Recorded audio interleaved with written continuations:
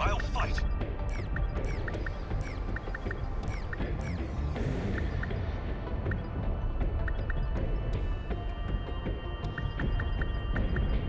I got this. We have to fight. Here goes. No problem.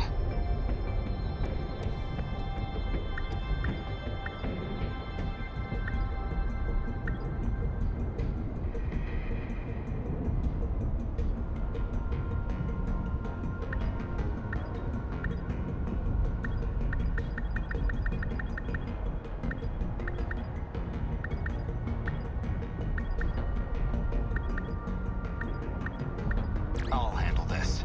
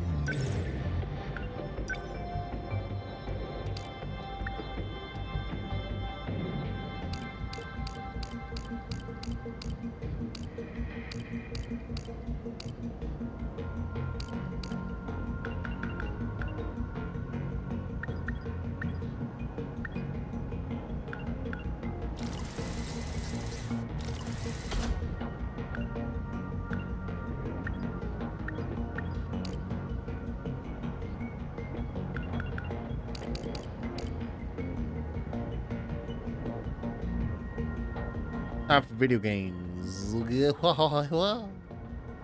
Hey yo, what's up? We're back. Howdy. I figured I just should start because we're literally going straight into battles. Today may be a stream of nothing but battles, depending on how it goes.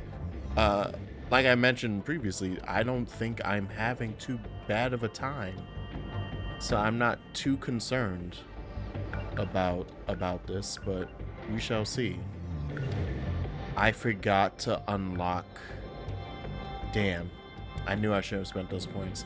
I forgot that I still had stuff for him. I wanted to get that ceramic armor.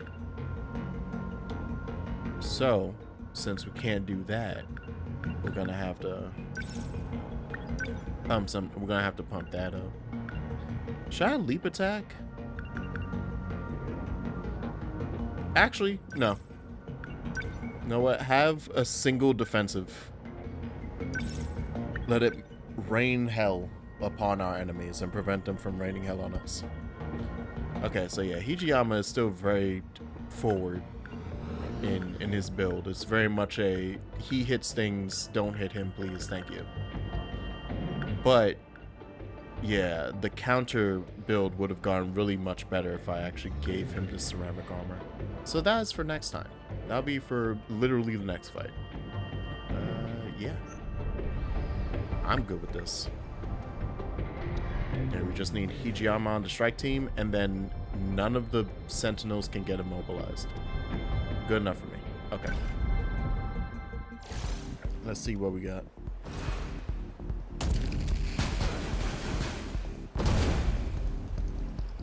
Damn, it's late night now. May 27th, 9:18. It's that thing again. Yeah, The baby. one that spits out its filthy brood.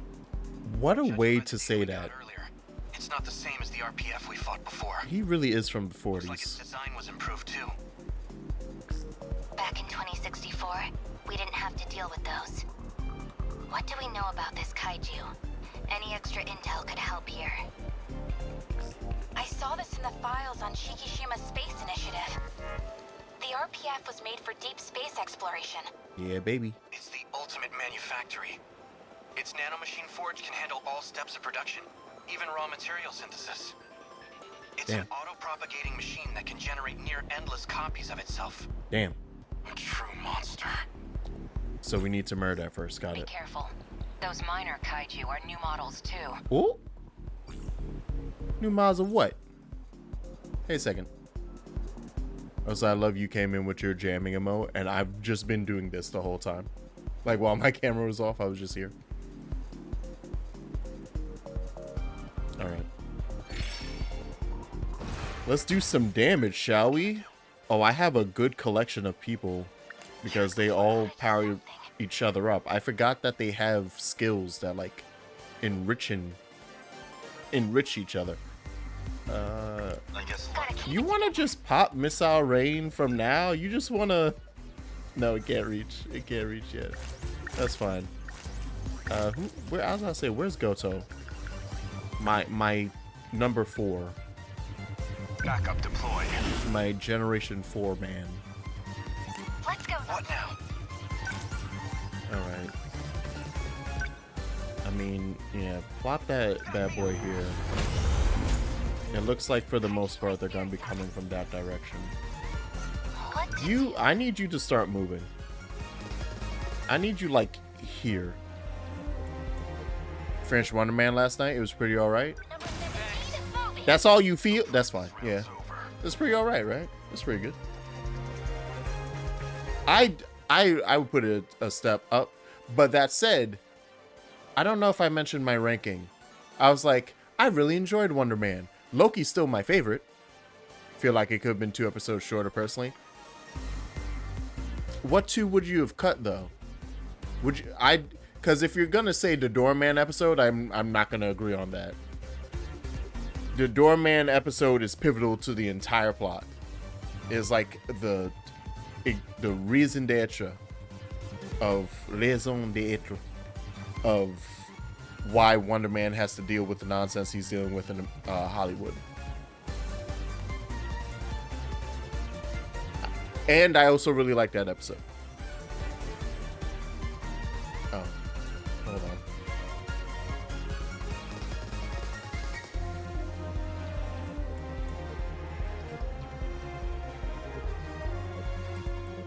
And let me, real quick, don't mind me. Even though I'm actually for once, we finally made it to a day where I'm technically off right now, and yet I'm still working. Hey Doc, why's it gotta be a Wonder Man now? Sick of all this. I don't even, what is, how do you even, what was the woke joke there? That's called, because this one's black? Wait, what's the woke, I don't know what the joke there is.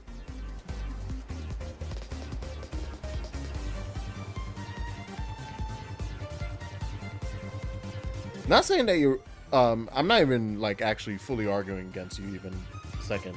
I'm just like, but which 2 would you cut though? Like, I think you know what? I know 1 episode I'd cut. It could have been 7 episodes for me. I don't think we needed the whole, chase the kid who videotaped us in the alley. Is that 5? Is that episode 5? Because then, yeah, episode 5 I don't think we need. I don't remember what episode 2 is, which probably says something about episode 2. What was episode 2?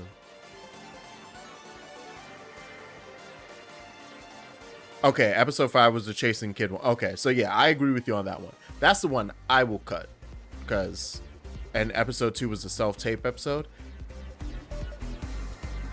Nah, yeah, I would keep that.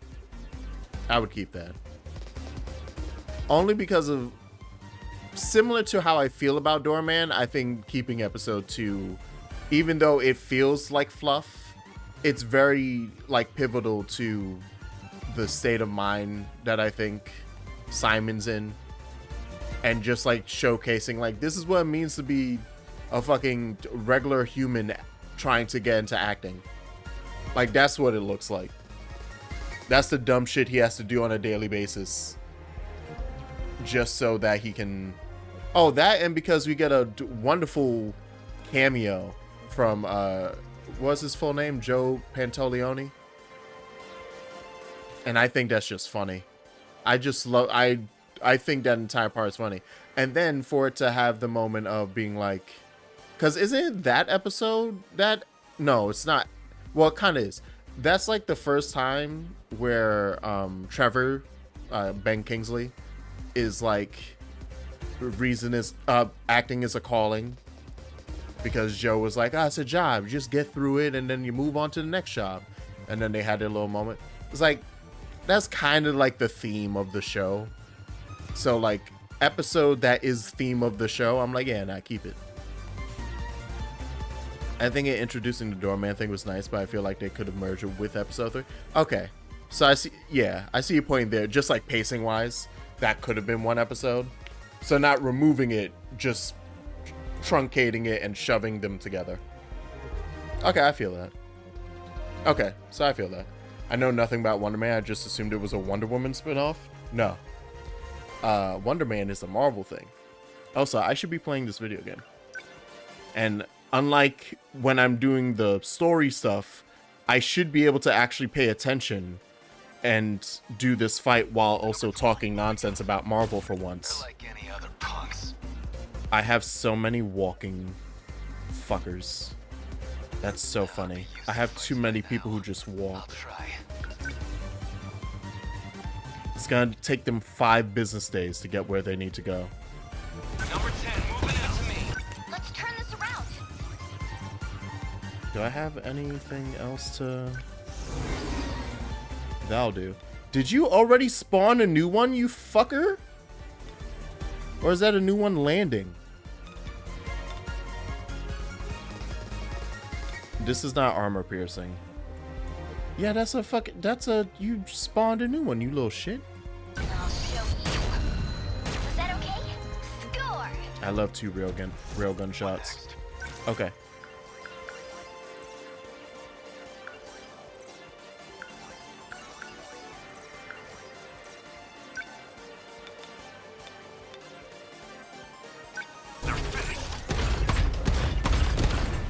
I was about to say, we should pretty much be able to beat its ass.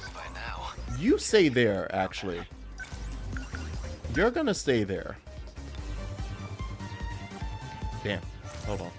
Here's the plan. Let's move you. They ought to be used to fights by now. Yeah, I don't really have a reason to do anything with you, because I'm gonna leave you here to deal with the guys coming. I guess EMP attractor? Right? Yeah. Distract some kaijus. Do that real quick. Hey, Cass. Yeah, all things considered, it's probably top 2 Marvel series for me, or at least top 3. Loki, Daredevil, Wonder Man. I can agree with that. Of the new MCU, if we're including everything, that's my lineup exactly. If we're just doing MCU since reboot, since the continuation of Daredevil, and so starting with everything being in the same universe, it's Loki, WandaVision. No, not WandaVision. It's Loki, Agatha, and then Wonder Man. I fucking love Agatha All Along. Agatha All Along was such a treat. I thought that show was great. And it kicked WandaVision out of my mind. I was like, nah, I'm here for this. Which makes me excited for Vision Quest, because I hope Vision Quest kicks Agatha out of my mind. And I'm like, wow, baby, it's a triple. Alright.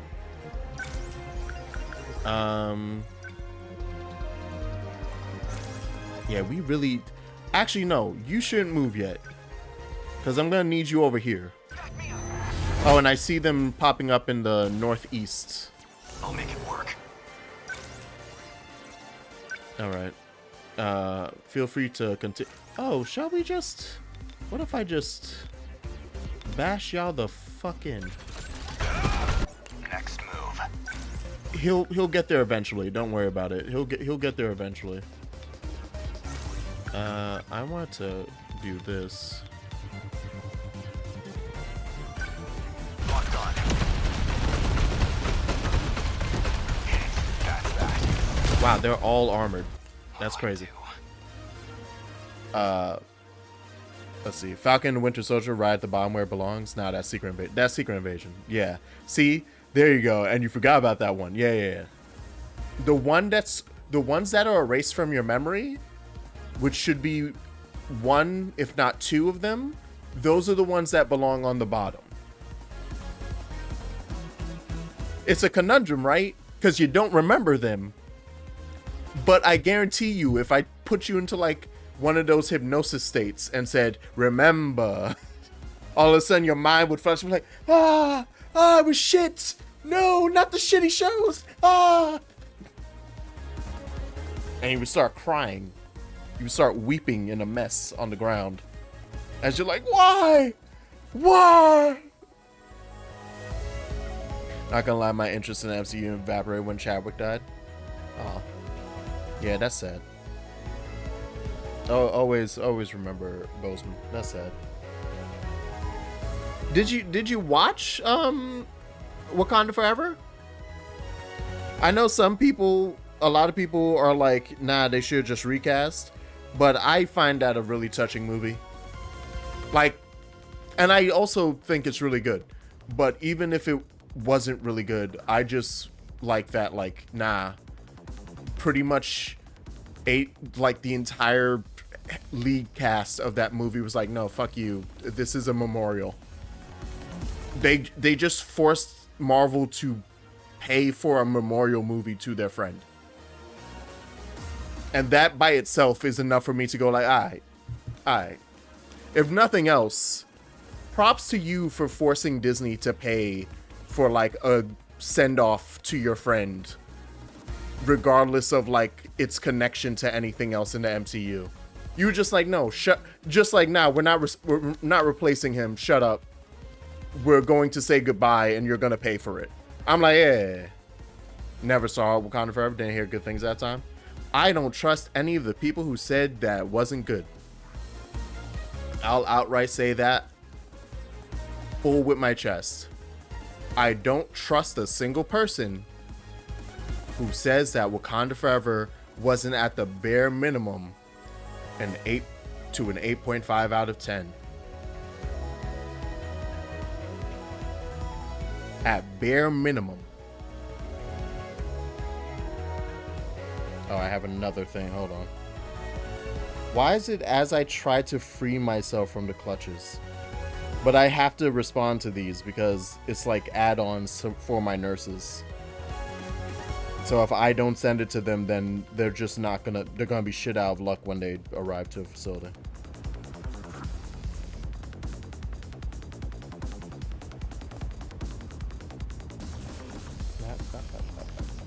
At least it's good. I wish there was a way to like autoplay. Okay, hold on. Can I demolish Blade from this distance? No, get in there. Get in there. The big one. Yeah. No, not you. You. Yes. Yes. Yeah. Perfect. Above? All right. The people that was like, oh shit, they're coming. That's another RPF. How about over here? A twin tail. Oh no, an RPF. Wonderful. This is going swell. We should murder some of these. You wanna... I forgot to boost. I'm not gonna get a lot of points. Maybe if I just right over here. Let's turn this around. All right. Don't you have armor piercing? Oh, I never gave you armor piercing. Shit. All right. Well, you don't have armor, sucker. They felt that score. Yes. Damn, is Minami still moving? She's been moving this entire fight. She's just been chugging. All right, get in there again, boy. Get in there again, Hijiyama. Yes. Damn, that motherfucker thick. Thick as fuck. Oh. Why, hello. Somebody's landing. Hit confirmed. That easy. Okay. What now? I mean, if you want to call that easy. Here comes the pain. There we go. You like that? What now? Isn't Wakanda Forever the one that they made Namir the villain and for some reason an Incan?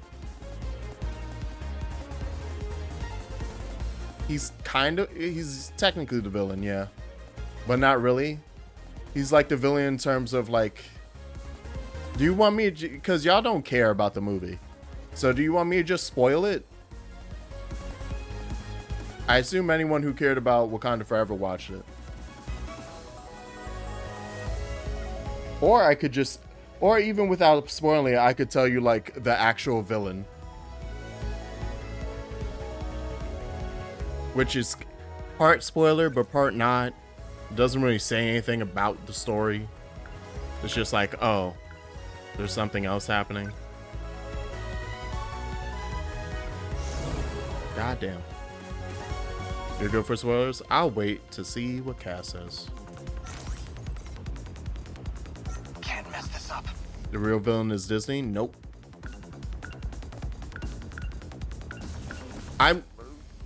Besides jokes, Cass, I'm legitimately, genuinely asking you. I know I watched, but don't remember. So you don't remember that it's the introduction of the lady from Seinfeld. She's the real villain. It's her. I don't remember what her name is. She's also the villain in Thunderbolts. She's the one who creates the Thunderbolts, although I don't know. Yeah, Elaine. Whatever the name of her character is, who she basically works, is like head of the CIA or not the CIA, and is also like the ones who convinced France and them to go dive into the ocean to hunt for spare vibranium. And that's what led to Namor's people popping up and being like, the fuck you doing down here? And then Namor turned on Wakanda because he was like, y'all fucking up. Why are these motherfuckers showing up to my doorstep? It's because y'all don't know how to handle business. If y'all just murk them motherfuckers, I wouldn't have to deal with this. So now I gotta deal with y'all. That's basically the story, at least from his perspective. So it's like, yeah. Namor rolled up to Wakanda to be like, see, we should be cool with each other. And if you were cool with me, we could just go murder them. And then because part sadness and still crying after the death of her brother, and part like it's wrong, Shuri was like, let's not do that. And Namor was like, well then, I gotta get rid of you too. Bye.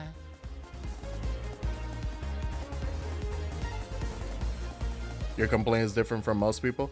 I'd love to hear it. I don't, but I would love to hear it. I was gonna move you. Now I remember. Now I remember what I was doing with my life. You wanna come here? Let's go there. Let's also pop this. Actually, do I have to? I don't need to pop it yet. We can get some EP. Yeah, get some EP back. Oh, right. I moved over here for Missile Rain. That's all I wanted. It's not even a real one for some reason. I don't find the movie memorable enough, apart from the honor, the memory of the actor of Black Panther that we said it above. Chadwick Boseman. It's in the chat above you. But yeah. Does an evil version of the Seinfeld twang play whenever she comes on screen? Yes.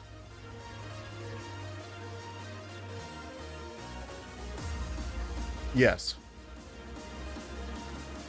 Now you have to watch the movie to find out if I'm kidding or not. But yes. Anywho.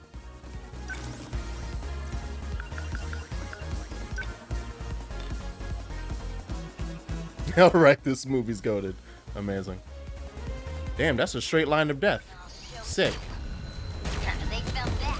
That motherfucker already spawned new ones? Unbelievable. Damn, dude. Y'all already out here having babies? Where's the... Hold on. Oh, there you are. I'm like... There's one on the map, like right there, that I have to smash with my hands. That I must smash with my hands. Like other movies I remember a lot better, but Wakanda Forever, I have a lot of difficulty remembering the plot, other than we don't have the king. What do we do now?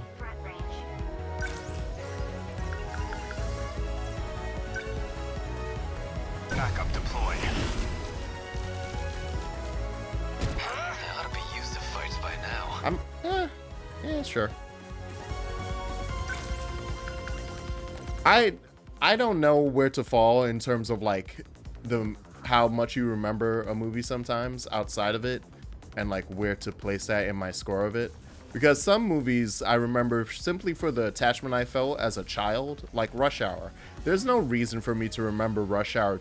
Specifically, I can retell to you the vast majority of Rush Hour 2.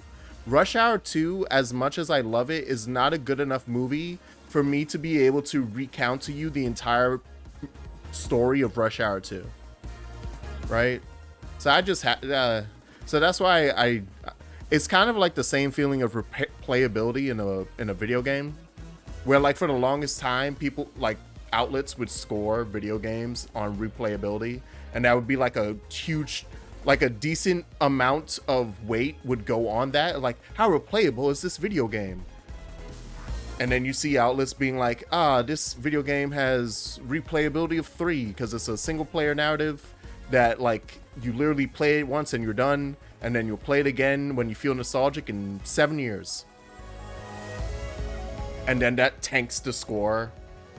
And for people who cared about scores in the 2000s, which was every fucking person who would read any of those magazines, it was like, oh, I guess this game sucks.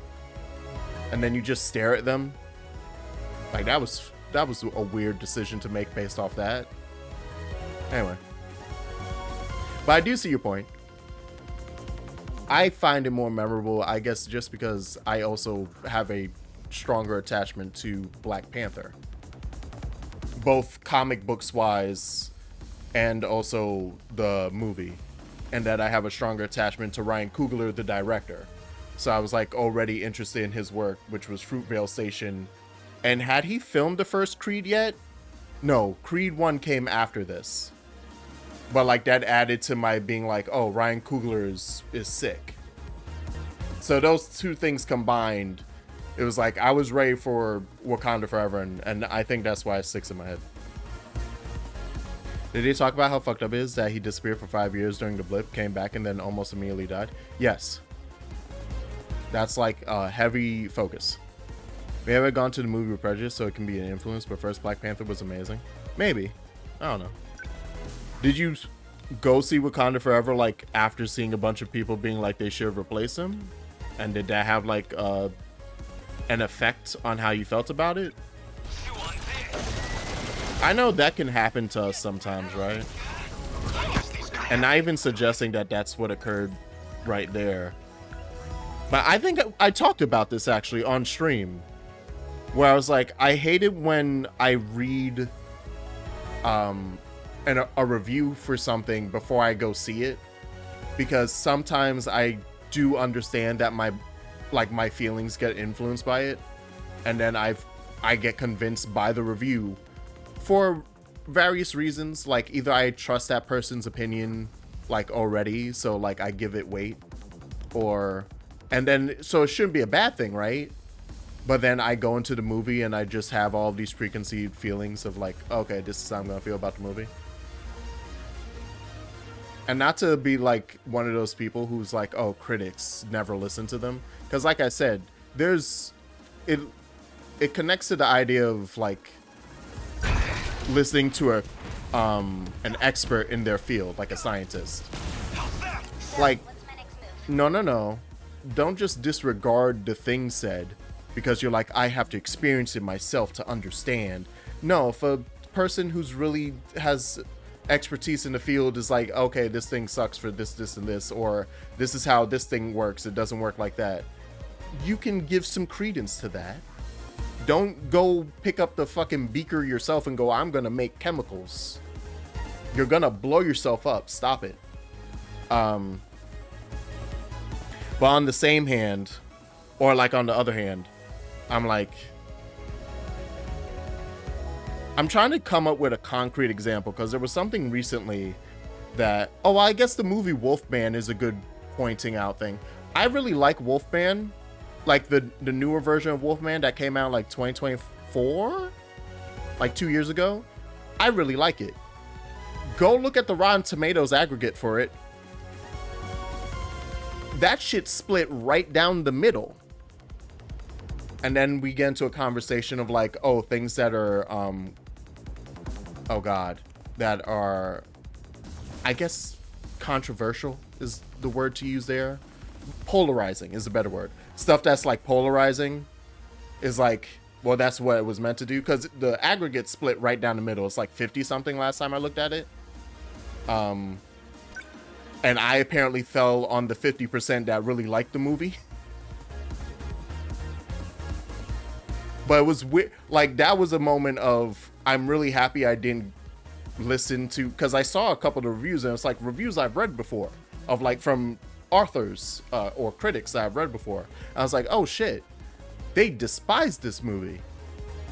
Would I have gone into this movie despising it if I had read this review first? Because I really liked this movie. That's weird. I hope I wouldn't do that. But I probably have on multiple occasions. I don't really care about other people's opinions of people, but I dislike political decisions in movies in Hollywood, and was during a time that I had lots. What was the political decision in Wakanda Forever? Name it now.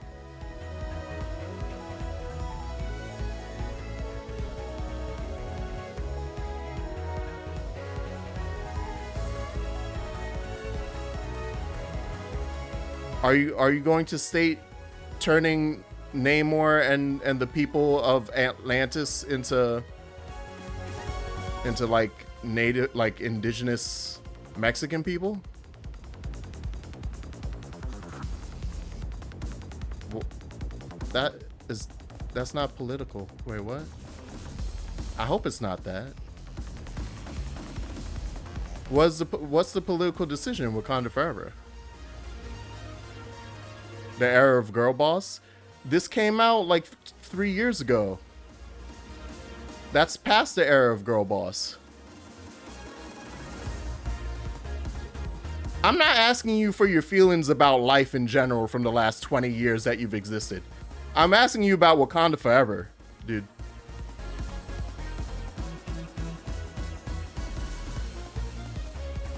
Even if you wanted to give the era of Girl Boss like a specific time and place, that was like between 2007 and like 2018.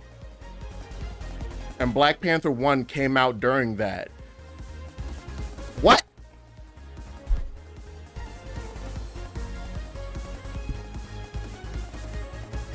No, but you're not shitting. No, but I dislike political decisions in movies in Hollywood, and it was during a time that had lots. But the example you named is a different era.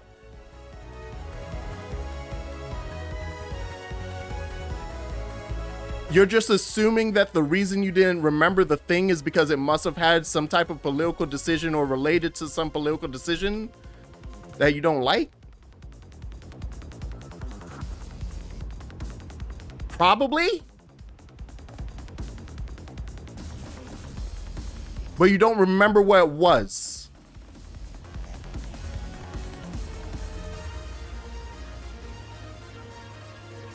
So it wasn't that big of a deal. You see why I'm giving this face to you, because this feels dumb. There's no political decision that has such little weight that it annoyed you, but somehow you didn't remember it. And such, like, you didn't like the movie, but you don't remember why you didn't like the movie. But if you didn't like it, it must have been for a political decision thing, but you don't know what that political decision was.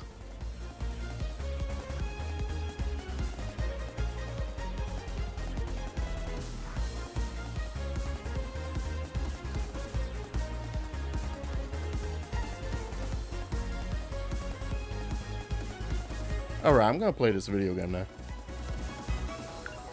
I can do this.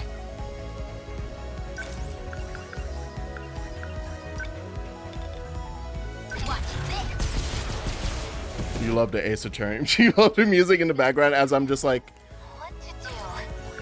I just don't understand the logic. I don't understand the logic of it. Gotta do something.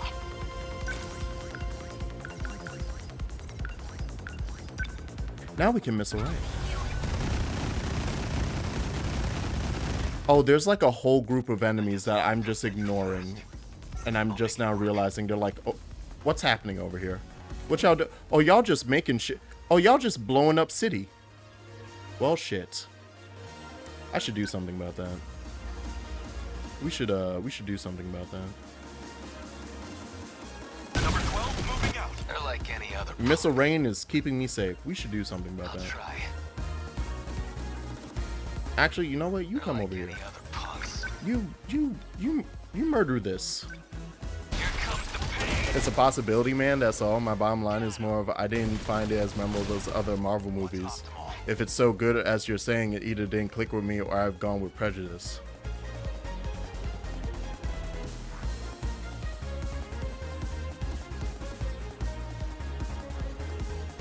Well, I guess that's fine that you only dislike things if it's one or two reasons. Either it was bad or you went into it with a prejudice against it for something. Is that good?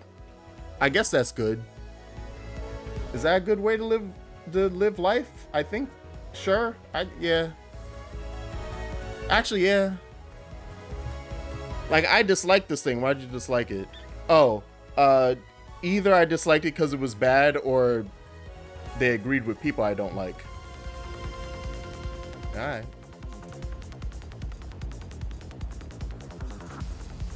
I mean, I that's not wrong.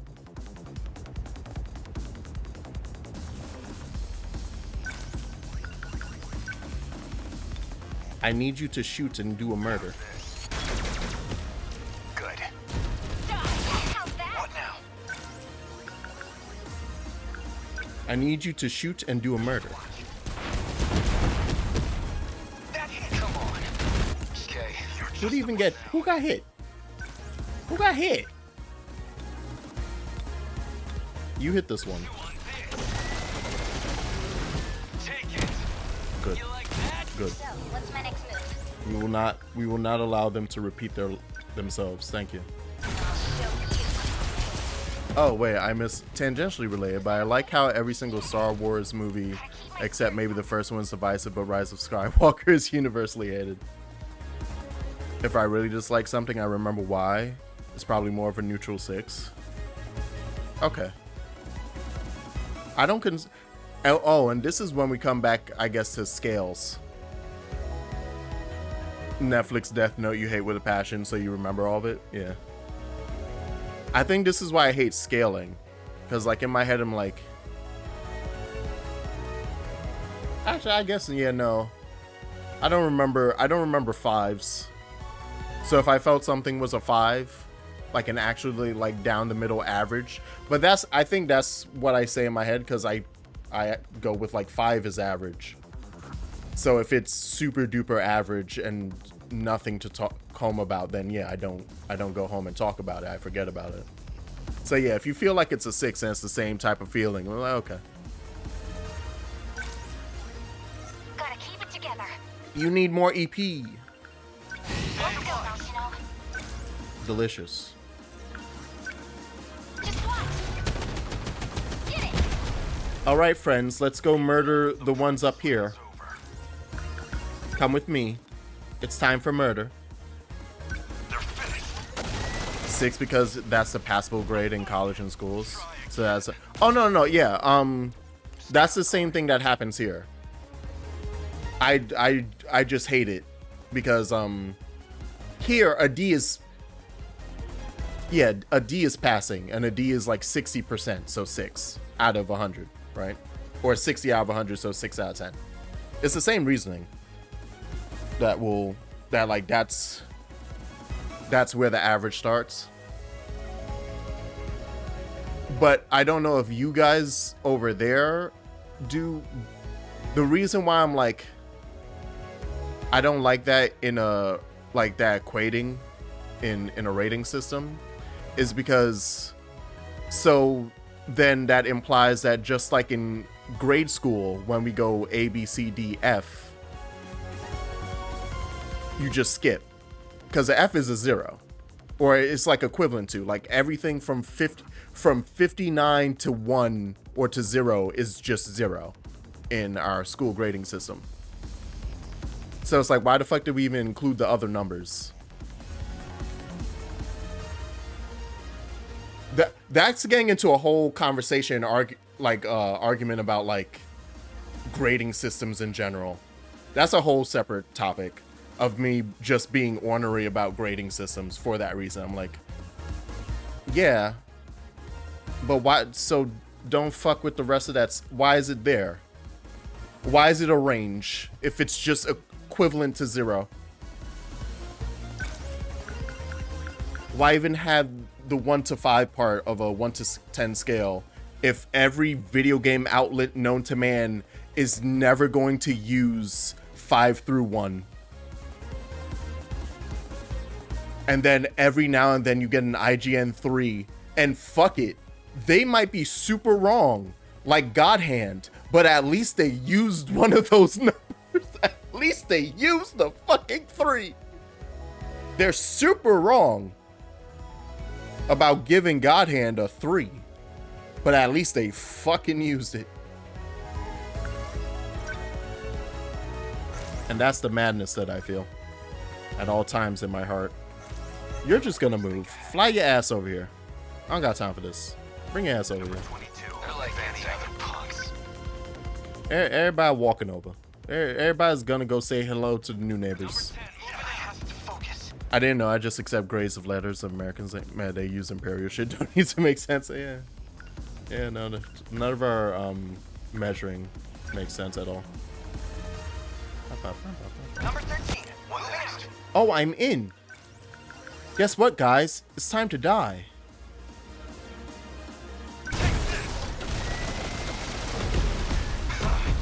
Oh, shit. Okay, cool. I didn't even have to bring anyone. Alright, well. Damn. I didn't even realize y'all were over there and you only got 2% of the city? That's wild. Aegis activated. Terminal closure complete. There was like a whole 5 minutes of this fight that I didn't know enemies were in the northeast, and they didn't do shit. Good. What's wrong, Okino? We made it through all that, but something's clearly bothering you. Well, it's like this. Okino's nanomachines wants to make out with you, Hijiyama. Show up before this loop. We've seen the Deimos system using not only civic development machines, but space exploration tech. Indeed. So if the system's expanding its reference data based on its opponents, then based on current feedback, it's entirely possible. What is? Stop dancing around it. Well, I mentioned the Sentinels were like siblings to the Deimos, right? Yeah-huh. You're not saying. I'm saying I've got a bad feeling about this. Amazing. Were you able to connect the dots? Did we win? 3 football fields by 2 Olympic pools.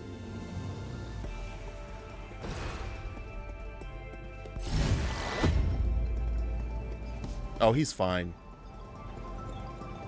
He got like hit once. He got like a little bit slapped once. That's funny. Oh no, a bunch of them have stuff that doesn't work with each other anymore. I don't need any lone wolves. Stop it. Yes. Look at that Kaiju Sentinels. Look at them Kaiju. Easy peasy. Easy peasy. Oh, good. Canned cat food.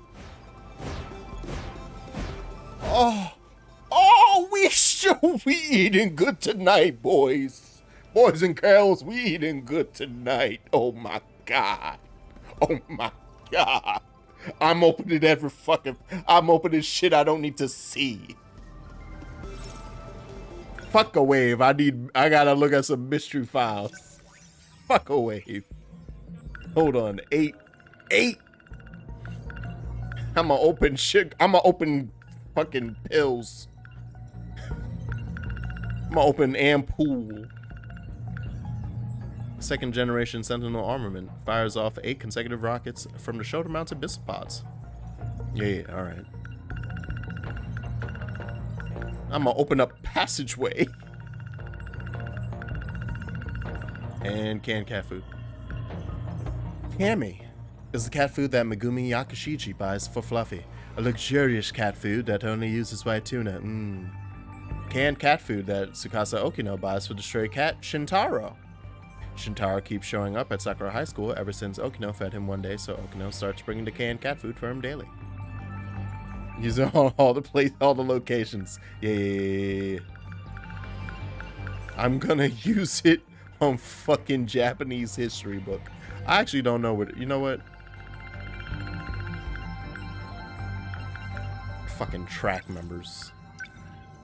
Although the track team at Sakura High School isn't as skilled, their captain is popular for having experience competing in inter-high school events. She does a good job keeping the team together. Amazing. Men in black suits. Oh my god, the SIU. Members of the Special Investigations Unit, experts in combat and gathering intel. Many of them are former self-defense experts or former police officers. They carry out dangerous missions in exchange for generous compensation. Policeman.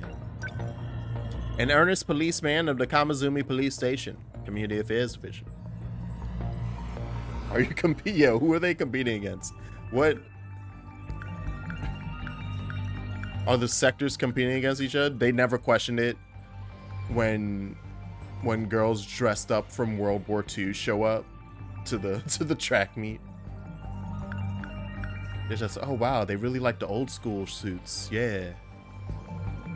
And then when the other girls pop in their own fucking mechas, their own mechs from fucking 2105. The best run of New Humanity. You know, I wanted to see this. The control key is a program code which, within one of the 15 individuals. Until the world gets destroyed, the one with the key unknowingly broadcasts command signals from their body that create and beckon the Kaiju. Initially, Neji Ogata had the control key, but went to Natsuno Minami after. Okay, so that's good, so that I now have like a reminder of where I currently know it to be. That might not be where it is actually, but that's where I know it to currently be. Yeah, cafeteria. The dining area on the first floor of Sakura High School's South Building. There's a school store that sells bread and bento for cheaper than market price. The most popular item is their yakisoba pan. Second place is the mayonnaise chicken bento. And third is their sandwich. Research on 1984. Natsuno is missing. What if something happened there? Wow. What if that's when she gets keyed? You know what? Yeah, let's have these. Let's get these two events. The dream that Jiro Kurabe told Yori Fuyusaka about in the science room is a dream about two rebels who travel back in time to bomb an interstellar development facility they believe to be the cause of an apocalypse. Kurabe claims that the woman who appears in a leather jumpsuit with a fat ass looked just like Fuyusaka. And North Building fire. It wasn't actually a fire, but someone trashing the girls' bathroom. Ever since this incident, Natsuno Minami stopped showing up at school. The destruction of the North Building girls' bathroom was the result of the battle between the Tomi Kisaragi android, who was after Minami, and the Tamao Kurabe's android. Oh, and Tamao Kurabe's android. This is also when the entity inside the Kisaragi android and the Tamao android switched places. Did it really say that fat ass part? Yeah, look.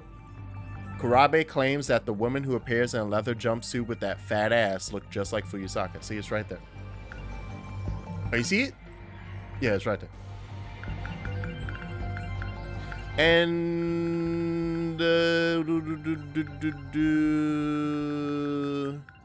I'll pick one more that might be kind of important. I don't think this is important yet until I know what the fuck he wrote in it. You know what? Tell me about her multiple pairs of glasses. Similar to the glasses that Yuki Takamiya finds in the girls' bathroom in the North School building. The glasses that Tomi Kisaragi wears have a red frame made of plastic, originally developed for use in airplanes, and thus very light and flexible. So they won't break even if they get twisted. The lens is cut out 100% of ultraviolet rays and high energy visible light.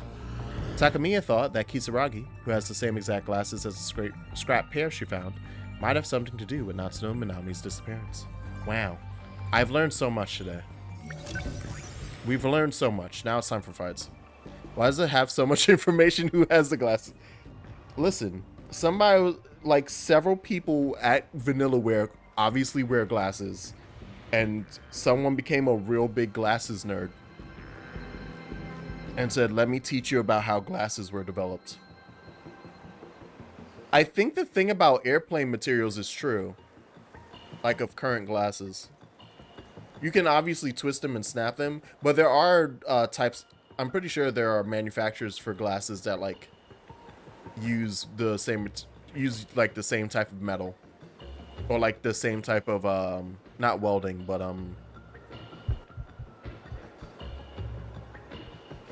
I don't remember what the name of the process is for like creating those metal plates, like creating metal sheets that like cover the plane. But I think that is a thing. Feel free to fact check me. By fact checking me, you can fact check the game. Alright. Let's just continue. You gonna make a new one for me? It's been like a year and a half since I lost my movement. Damn. Oh yeah, who we got? So Ogata on the strike team. Thank God I didn't. I was just thinking in my head, watch, I'm gonna have somebody lose their brain when I need them. But okay, cool.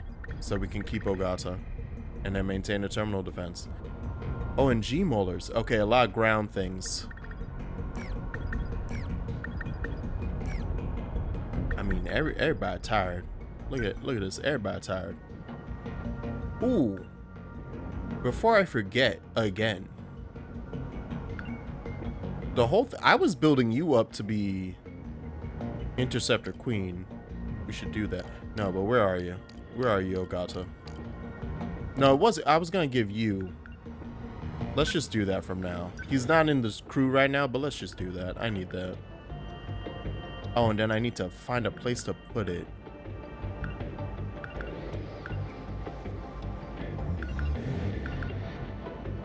Yeah, fuck it. All right, there we go. He's ready. Okay. So Ogata, and then it's a bunch of molars. So it's the ground guy. Molar is the one that blows up, right? Oh, we get a Wajima mystery file from this? If I get the bonus objectives? At some point, you need to try to limit removal and demolish your blade combo. It's a shit ton of damage. Got it. In fact, actually, no, he doesn't have limit. Oh yeah, he does have limiter removal. Want to try it now? You want to try it now?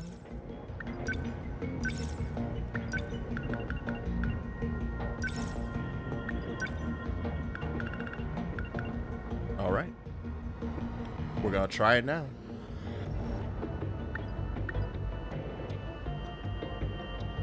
Oh, attack and speed doubles. That's disgusting. What is your attack is 230? That's pretty good. That's pretty good, kid. That's pretty good. A special ability that increases demolisher blade area. Do I already have him with that? It's probably like level 15, right? Yeah, it's not here yet. I'm assuming it's in here somewhere. Oh, hypercondenser. Oh, yeah. Oh, did I not buy that for him yet? I saw that he also had it. No, I didn't. Yes, I have to get the passive. That'll be the next thing I get. Okay. Yeah, hypercondenser does something different for everyone who has it, right? Or, well, can do like a couple different things. So his widens the demolisher blade range and number of attacks. That's good. And then and then there's the one that does the interceptor and like increases interceptor amount. And then hers does 2 more sentry guns. Yeah, yours is 4 more interceptors, and so is Goto's, right? Yes, 4 more interceptors. Okay. Okay, let us finally start. I'm on it.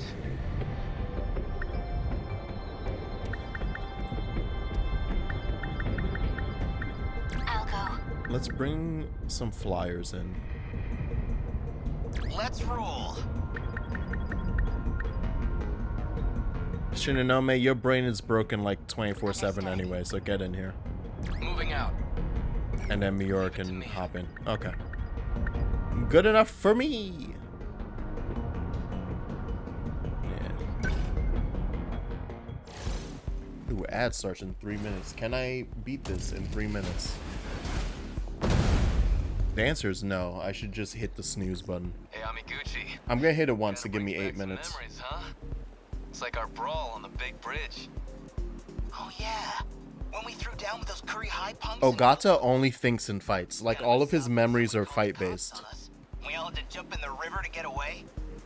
Sure, but that was after we knocked 20 of those chumps on their asses. If there was no fight in his memory, he doesn't Seeing remember. These clowns, so square up, strap in, kick ass. Are you two done trying to prove how badass you were in middle school? Give me a break. Thank you, Yuki.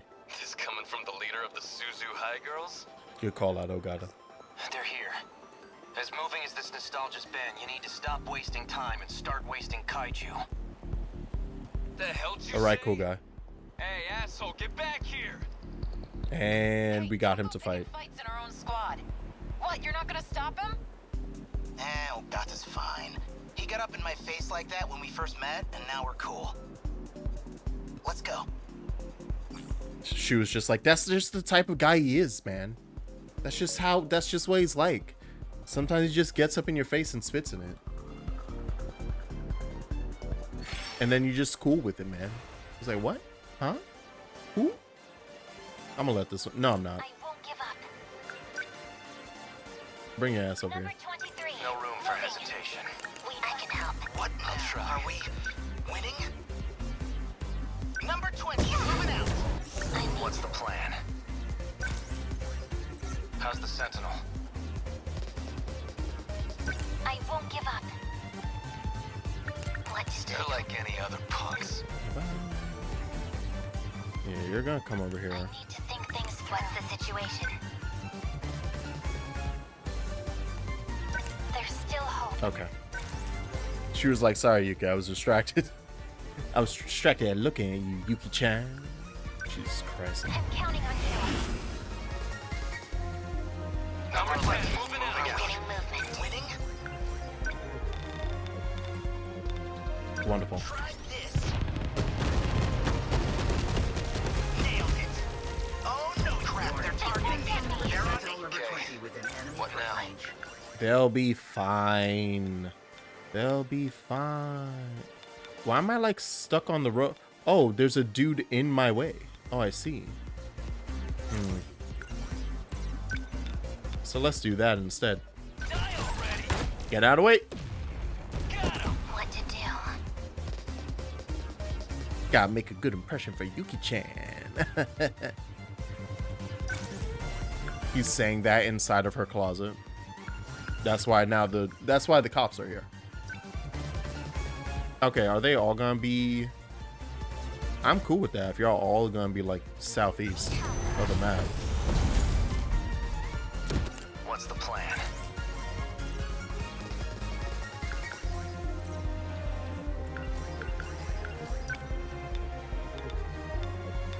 Wow, your build is useless, Sekigahara. I've done nothing for you. Oh god, I'm now looking at... I literally have given you fucking nothing. Your build sucks, dude. No room for hesitation. Anyway, pack them up. My turn now.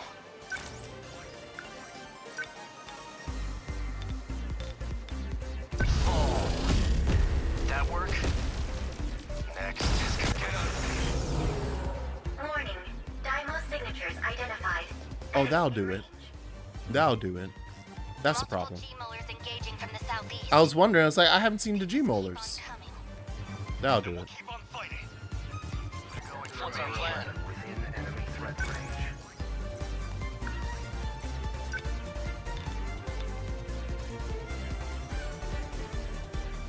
They don't stand a chance. There's a G-molar in there.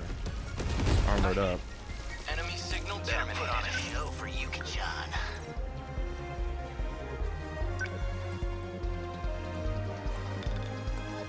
I'm tired of this man. I'm tired of him.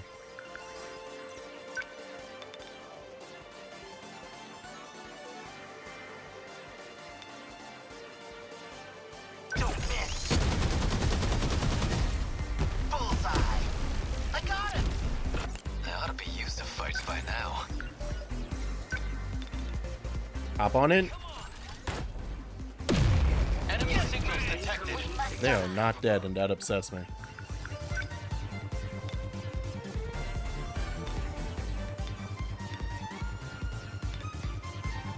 Fuck it that way. Destroyed. What's the plan? They are still. What? That's a big bitch. Are those two? What? A fucking high quads. Here goes. Did that do it? Erase the high quads. Erase them from existence. They ought to be used to fights by now. Let's pop this real quick. I just need that to occur. I'll try. I just need that. Oh, it immediately filled it out again. You want to just do it again? What do I do? Up that. I'm going to remove my limit. They're like any other punks. This fucker has me stuck. There we go. Goodbye. Class is in session. Yeah! That all you got? Are we? That was good. I enjoyed that. I enjoyed that a lot. Hello, friends. Oh, you're all armored. Well then, we gotta do it. Oh boy. Oh boy.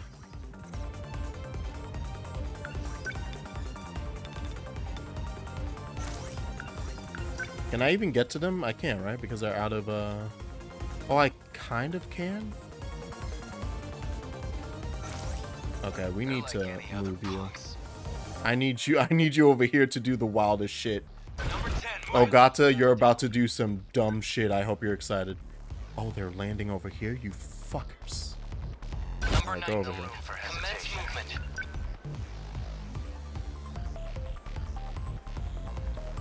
That thing's about to die. How's the Let's just fucking kill it. That work? Nothing There special. we go. We will not Oh my lose. god, there's still more coming.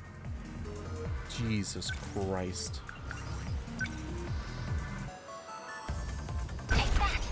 Yeah, stay out there. They ought to be used to fights Damage by yourselves for a bit. Oh, is the limiter already... What's the time on that? Hold on. 15 seconds? That's like in-game though, right? 15 seconds haven't passed, so surely he's still... I don't know how to tell.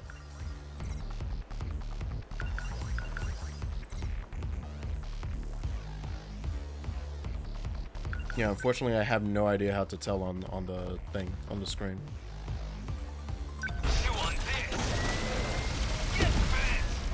That's it. I'll take them down quick.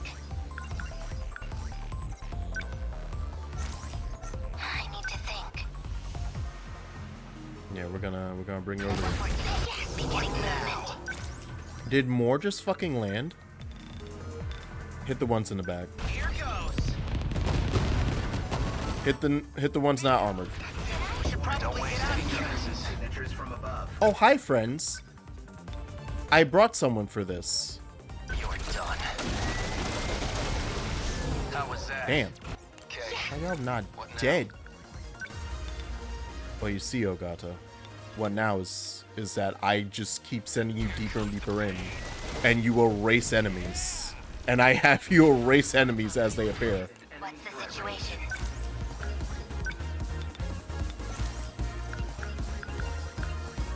Damn, yeah, you don't have...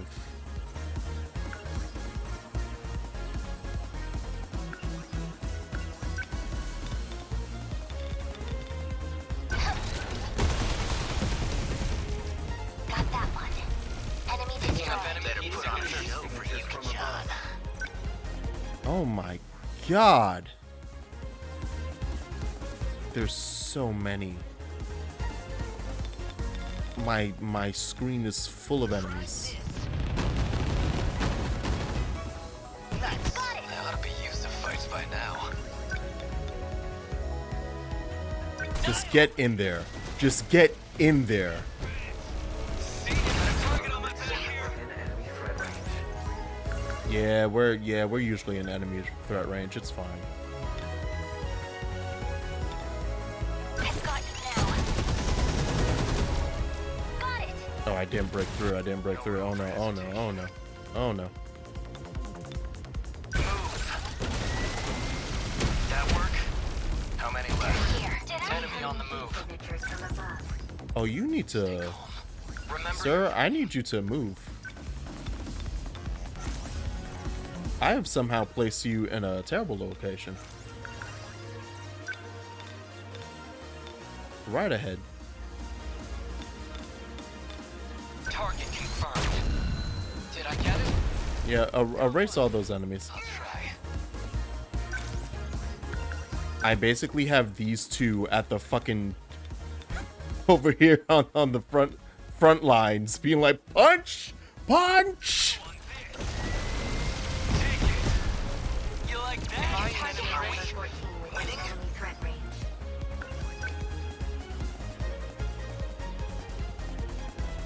I need to move those two from down there, down in the bayou. Enemy down. So quickly. Point Oop, overthinking it. people getting hit. We need to, yeah, hold on. Oh no, fuck you.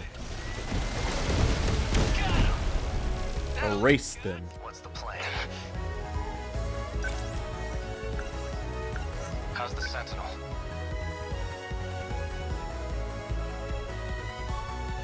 You need to get up here with him. He needs help. Signatures from above.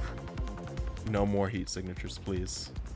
Please, it's gotten hectic. No more heat signatures. We don't need them. You know what? Hold on. Because you are literally about to get hit. How about we don't let that happen, ma'am? Can I... Is this a single... It's a one... I need to stop this attack. Alright, I'm popping it now.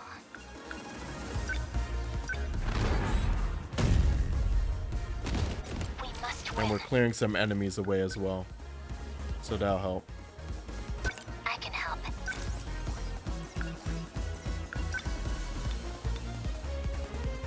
I can take them all. A hit, attack landed. Okay. Goodbye. Number 23. What now? Within enemy threat range.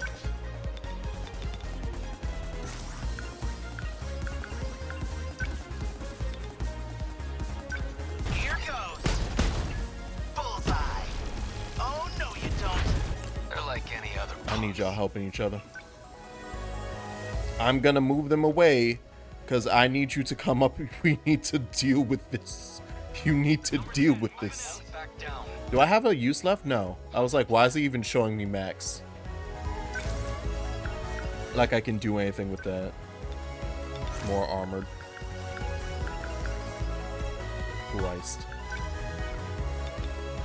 It's armored the whole way down.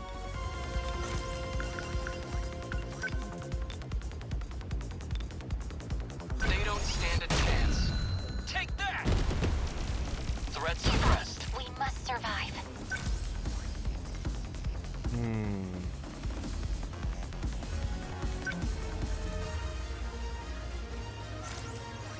It is armor piercing. Take that. Yes, I'm leaving y'all over here to work on that stuff. Put on a show for Yuki-chan. Just gotta put on a show for Yuki-chan. You keep shooting them over there. Yeah, just erase the enemies before they get in. Here you go. I need to think. You can heavy knuckle this motherfucker right in front of you. Yes. Okay, cool. So these three are gonna keep this side. That's just the plan. Those three are gonna keep it cool over there. You're done. How was that? Nothing special. They ought to be used to fights by now. I think the limiter has been gone, but that's fine. Yeah! This could get ugly. I won't give up. Threat range.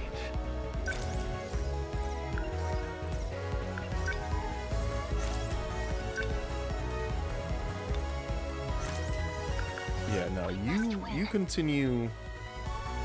Yeah, you two especially, because you can fly, so I don't have to worry about you getting hit by the molars.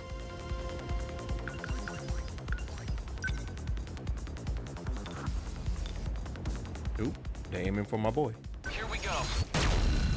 A hit. Enemy signal. But not anymore. Stay home. I can do this. Hold still. Bullseye. Okay, that's a good chunk of the armored ones. Thankfully, their thing is armor piercing and long distance and costs no EP. What to do? What's the Who situation? is the...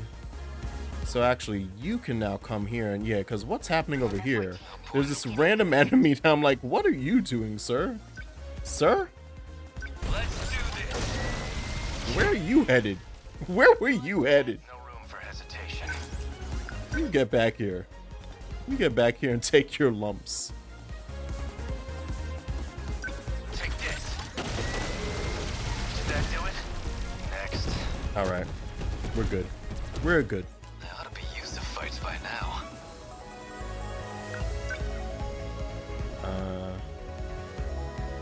Yeah, you could deal with that. What do I do? Can you get to there from here? Yay, perfect. Come on. Got him.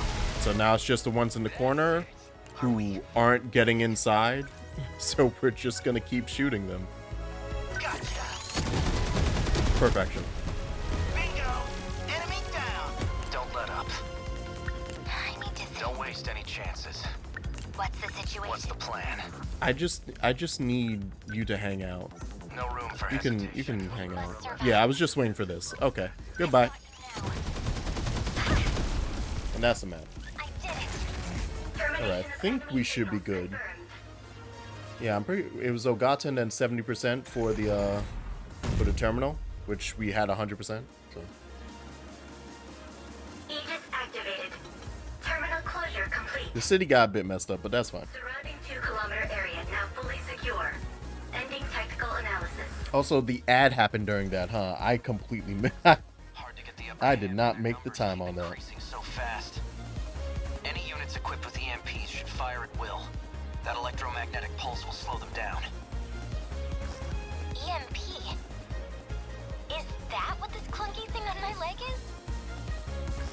Oh, this was in one of my sci-fi books.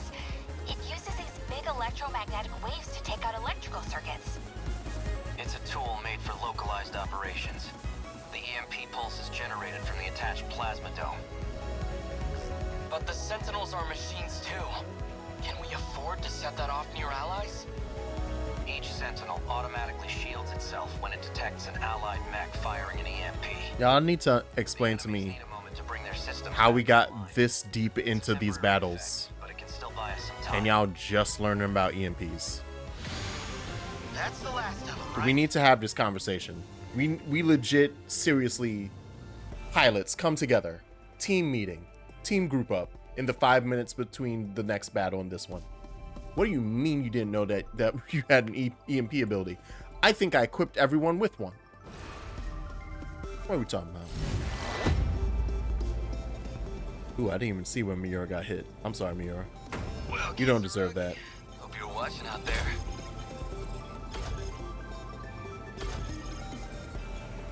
Damn. Ooh, but now they're all level 14. I did a good job with y'all. Perfectly even. Give me 15 points. Give me 5 million points.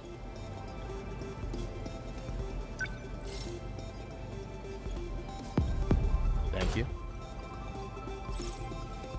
Wonderful. 2, 3, 4, 5. All right. That's fine.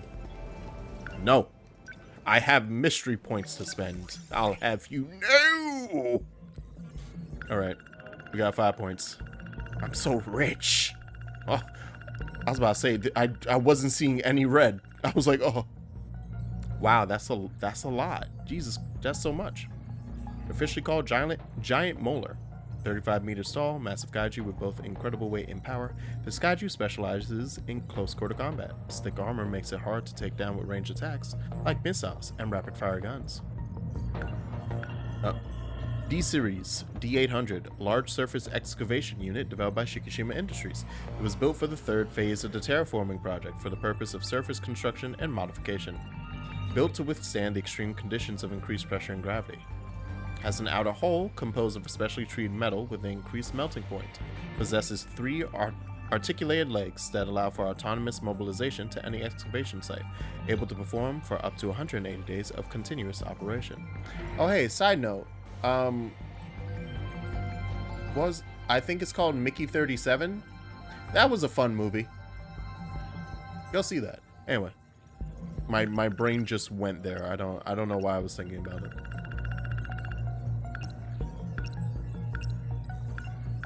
Was it just G-Molar? No, I got Wajima. I managed to skip him all those? Where's Wajima? That one I guess he's up in people, right? There goes Wajima's cronies. Oh, there he is. I was like, he should be near that. Takemi Wajima is a delinquent student in 1985. He's one of the top dogs in the gang at Nigakuri... At Niga? Kuri Industrial School, Kuri High for short. Also known as Tak of Kuri High. He's rough around the edges and has a foul mouth to match. Seems like a tough guy, but he's usually the one getting beaten up. He's fallen for Yori Fuyusaka and doggedly seeks a relationship with... Doggedly seeks a relationship with her is a wild way to describe, and took her to a back alley and said, if you're not going to get with me the easy way, I guess we'll make it the hard way. I'm paraphrasing. But essentially. That's a wild way to describe that. Alright. Let's clean up the rest of the people. Heizo Onishi is a plainclothes police officer who's part of the Kamazumi Police Force, Juvenile Division. Although he cracks down hard on youth misconduct, students affectionately call him Onishi the Ogre, knowing he genuinely does care about their well-being. Even when he's off duty, he can often be found on the streets, looking after the students as much as he can. He and Takemi Wajima have crossed paths often. He's particularly concerned about Yuki Takamiya, as he's had to take her into custody many times. He's aware of her family situation too.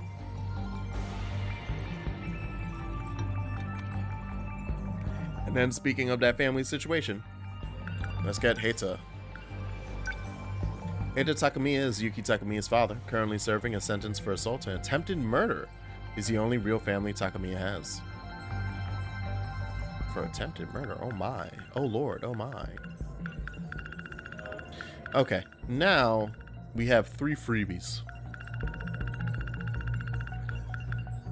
I kind of want to get rid of this crap down here. The stuff down here that I'm just like, I hate looking at it. I'm about to do 1, 2, and 3. Yes, alright. That's good. That's good for me. Oh, wow. Yeah, I guess I've never seen what it looks like, because we only ever see the living room and the kitchen. And like, kind of through to the to the front yard. A large old house with a total floor space of 160 square meters. Originally was just 1 story, but was rebuilt to add a 2nd story. Juro Karabe uses the back room of the 2nd floor. Megumi Yakashiji uses the middle room on the east side of the 1st floor. And Ketaro Miura uses the guest room closest to the entrance area of the first floor. I see. Okay. Gotcha. Yeah, back room is the second floor. There's a middle room on the east side of the first floor. Where? Okay. Got it. North is at this, like, weird angle. It's like pointing that. Okay. So she's on the east side of the first floor. So from our perspective, she is to the left side. Middle room on the east side. Yeah. Okay. So yeah, she's right next to the stairs, basically.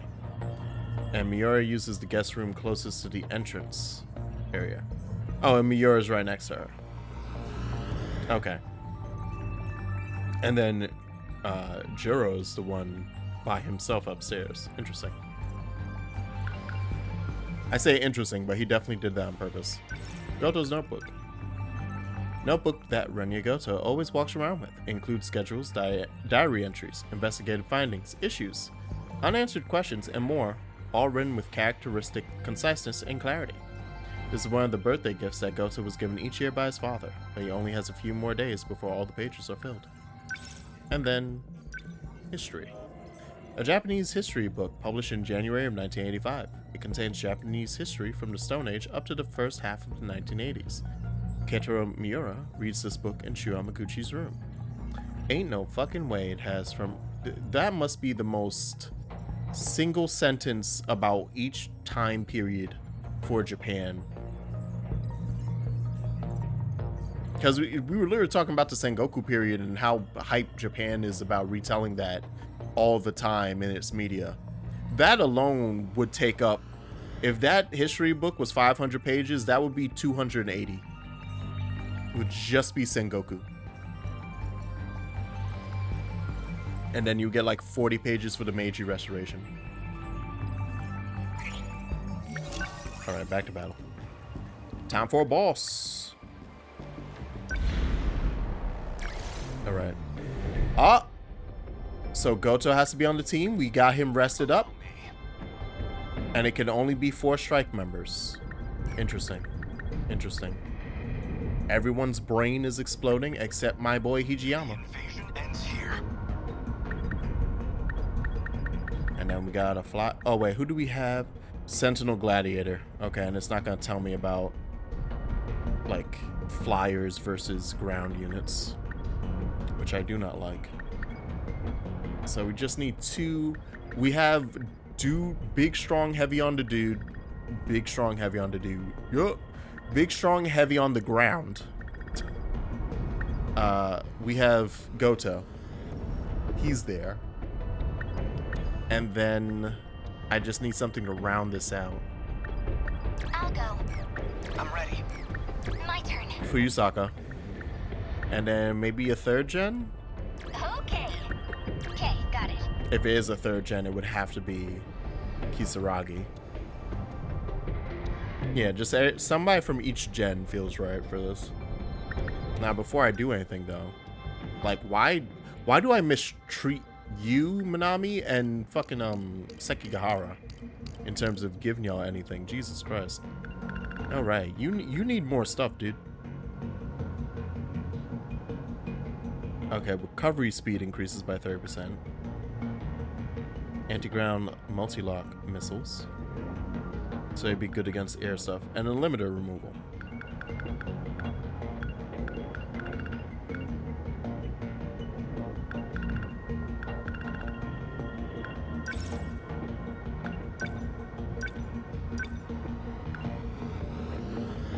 We could build him in a similar fashion to Hijiyama if we want. But he does have 2 different things about air, like supremacy. The anti-air defensive flares, and then we could do that into the ground missiles. Oh wait, no, this is anti-ground. I'm illiterate. It literally says anti-ground. What am I doing?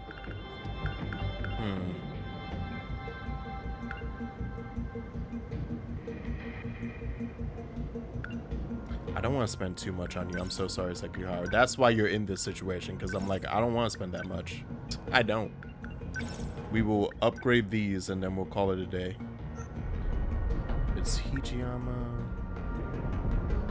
Fuyusaka. Okay, so crazy that you have the leap attack, and I'm like, oh wait.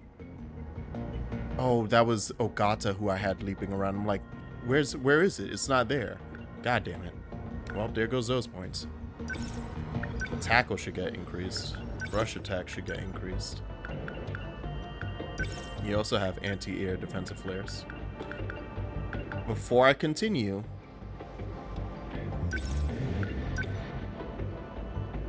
and then after I did all of that, I'm now going to replace... I can't replace the free one. We're going to replace tackle. Also, can I just move this around? Thank you. Oh, it drops the EP requirement. Ah, okay, that's a good spend.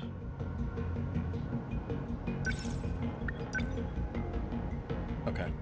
Next is Fuyusaka. Which, yes. Yes.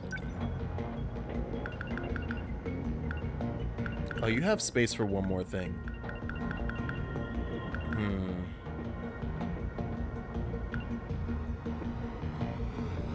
You know what? Let's finally have someone with a repair thing. Okay. Next was Kisaragi. And she has a pretty good amount of stuff. But I could spend the last of what I... And there's Goto. Yeah, what do you have, Goto? You're built out. I did stuff for you, so you're good. Because yeah, we're gonna purchase one of... Oh no, I did buy this for you. That's what it was. I got you Missile Rain, and then I didn't equip it. Because I'm gonna get rid of Stun Knuckle.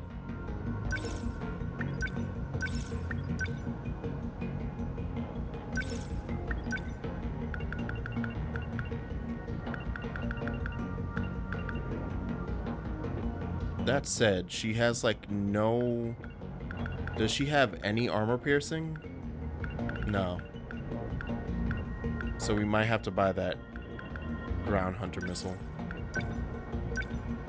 And then how much do you cost?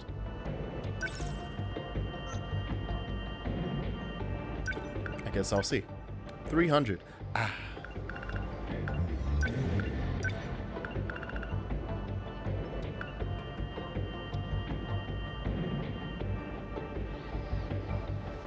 Screw it.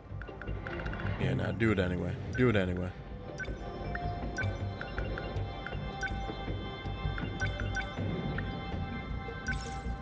Incidentally, you've been getting into back into FF7 Rebirth and it's low-key peak. I refuse low-key, but yes. No, it's good. It's good. It's good. We watch Pat. But Pat pretty much said it for a lot of people. Rebirth is a huge open world game that like suffers due to it. Like that is a game that you should beeline. I had fun doing the extra stuff, but I'm a sicko who likes touching literally every corner of a world and like fucking doing like interior collisions. And just seeing if I could touch every literal fucking texture on a map. So that's me being a weirdo.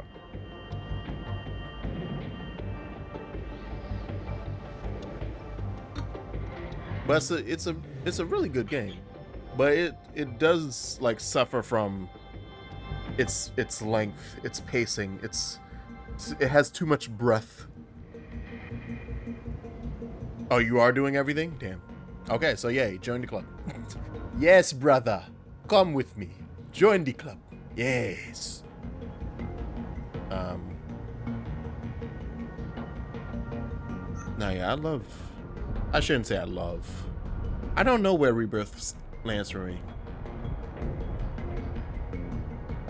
I also, as a kid, I think I told the story of me, FF7.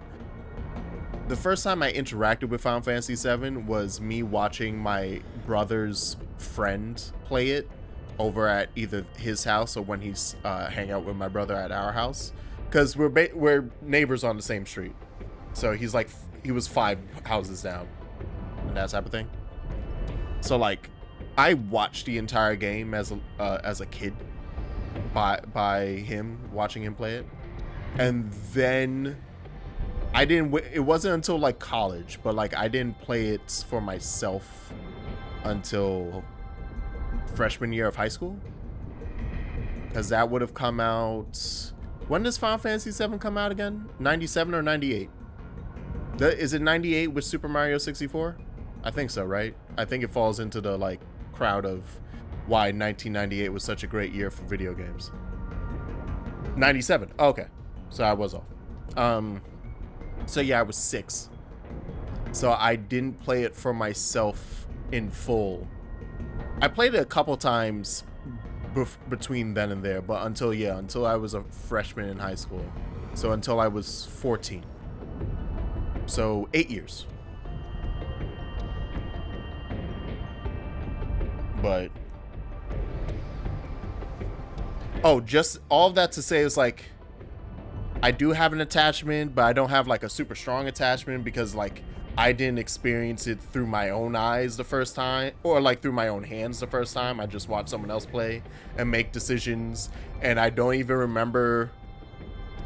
I think he did get Yuffie and Vincent, but he never used either of them.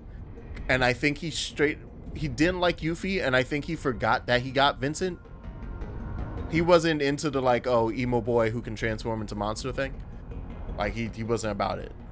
His team was like primarily Barrett. Like I could tell you the fucking team to this day. Barrett was number 1. Cloud for the most part, just because he was like Cloud is that guy, and I think, or like is the main guy, so you have to have him on the team. And Aerith, because she was the healer. And then when a certain thing occurs, that got switched to, I don't remember who was like the best secondary healer for him. Like I think it became a rotating cast. I think it became Tifa, and it was the thing of like, that's the other girl on the cast that I do like. He refused to put Yuffie on the team, so that was not a question. So it's like, okay, well, I need another healer, and this healer can also punch real good.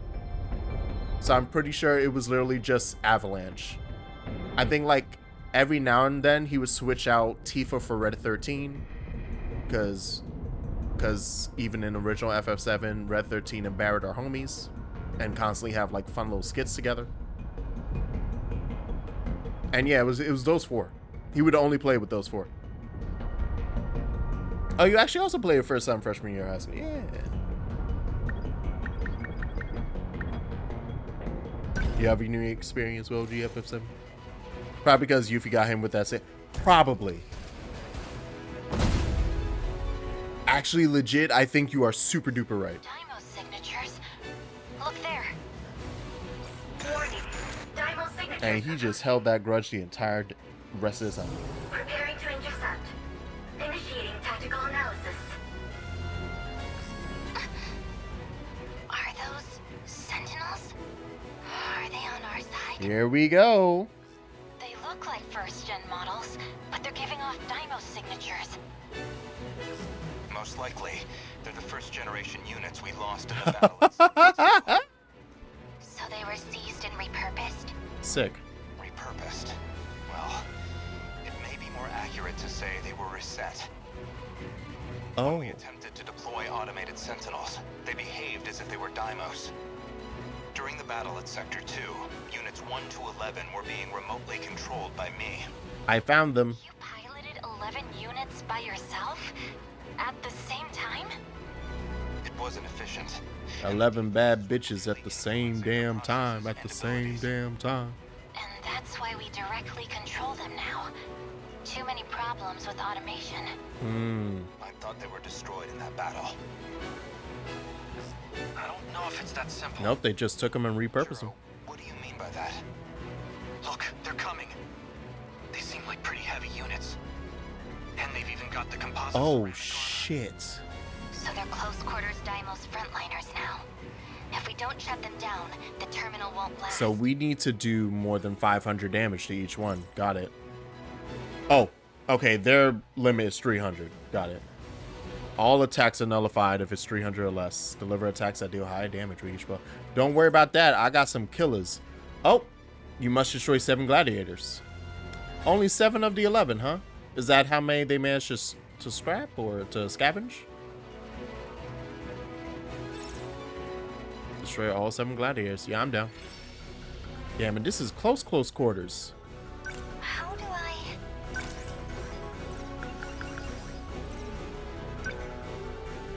I mean, yeah, just do it. Just punch in there, girl. I believe in you. Because I play without knowing English, so I play not knowing what to do or where to go. And at that point, when you leave Midgard, you need to go to a Chocobo Ranch to pass the swamp. My little kid brain was like, big snake, me kill. Can't kill it. Need to get strong to kill it. Proceed to farm for 50. Okay. All right. Hey, I have a game. Is that why you're into the Tales? I know that game doesn't like have like ridiculous grinds that you have to do. But I do know that several of the Tales games are like, do you want to come over here and grind for a bit so that you can fight a super boss? And it'll let you grind, baby. It'll let you grind for hours. Oh, you don't like grinding? Oh, okay. I was about to say. I was like, is that why you like Tales? It was the dedication? Okay. Punch.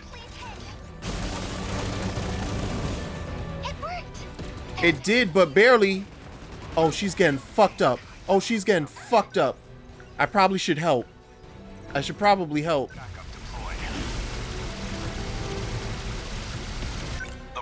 I wasn't expecting all of that. Now it's a real fight. What next? After killing the snake, imagine my surprise when another one spawns. Yeah. Where are you? No, pick the aim at the right one. Aim at not any of those. Not the hold on. Oh, there you are. Hello. I deny you. How's that? Oh my god. Let's get it to me! She is dying. Watch this!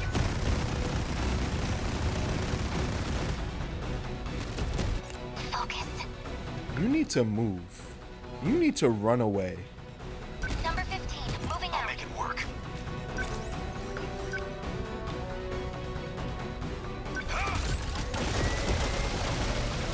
Yes. Oh my god, the like barrier. The barrier of damage I have to pass. Oh no. Oh no. Oh no.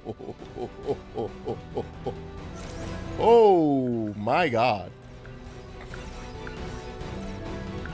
That is a lot.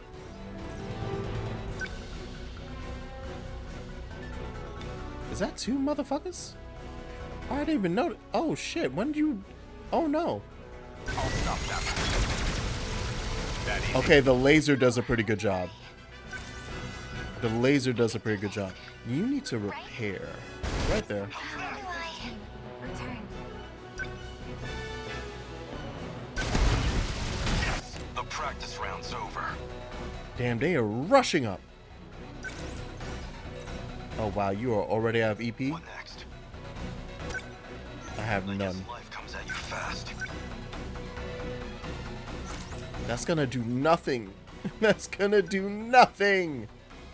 Oh wow, you've already lost a bunch of health too. Shit.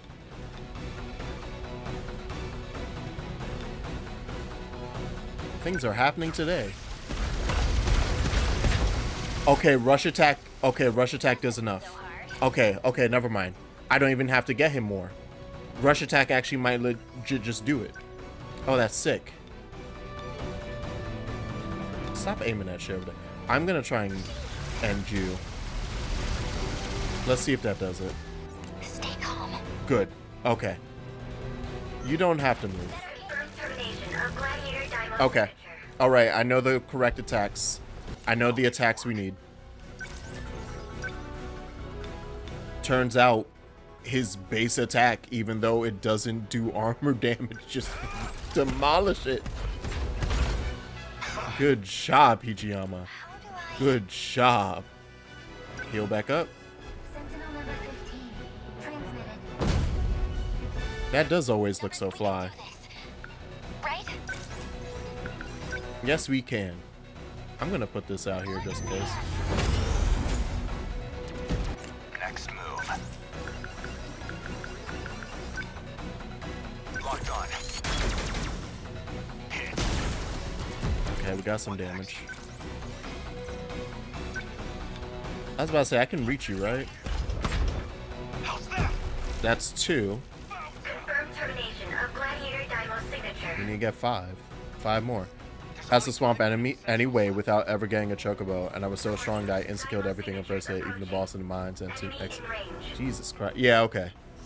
Yeah. Hello. Oh my. Preparing to intercept. Initiating tactical analysis. That's a lot. We can't afford to hold anything back. Yeah, you're right. Try to take them down by yourself.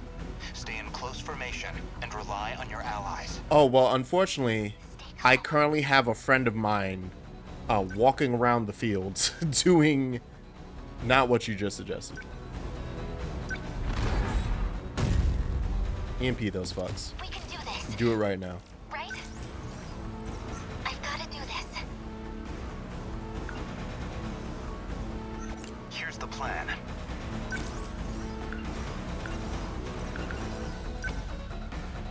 You're all armored.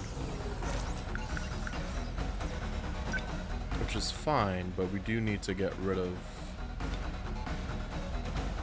Yeah. Confirmed. Good. Let's see. Where are you? There you are. They're finished. Oh, that was Demolisher Blade. I already forgot. We can double our speed. We can also get some EP back. I want some EP back. I want this. And then I'm gonna ground missile. Where you at? There you at. Let's do this.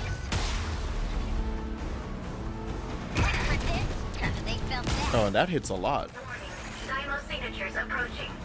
Enemy in range. Oh, that's cool. I'll keep that in mind. Oh, Looks like we have 3 more on the way. yeah, that's about right. What next? You're not attacking me.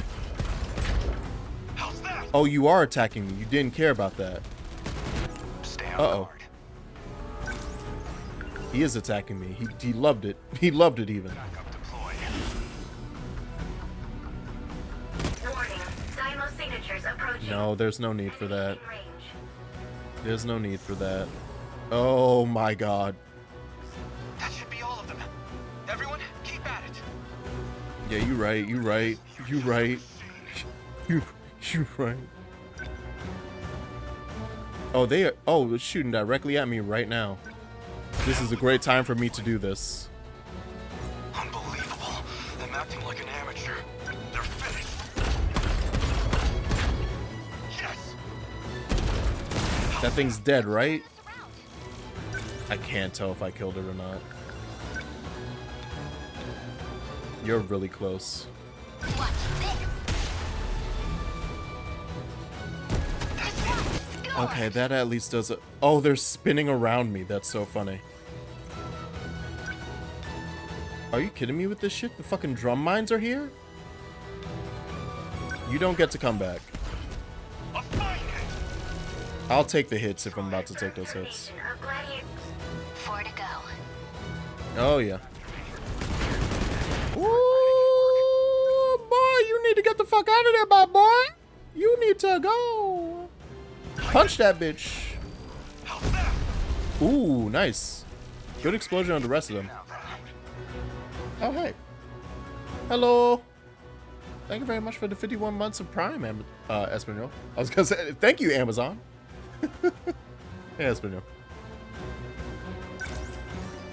As you can see, it's going well. I have one more use there.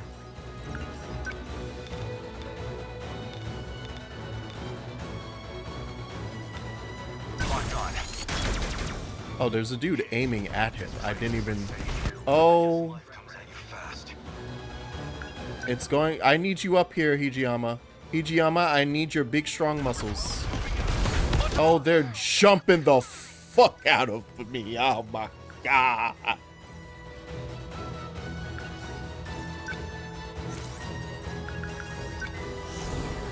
Oh, they're too close. Oh, they're too close. Oh, Jesus Christ. Well, this is going well.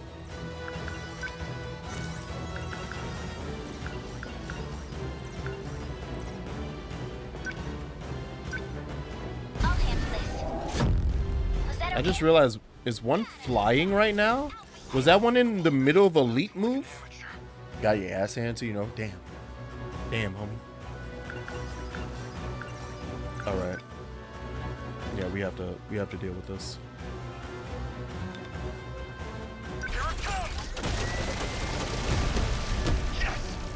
Confirmed termination of Gladiator. Was that two? signature. Love it.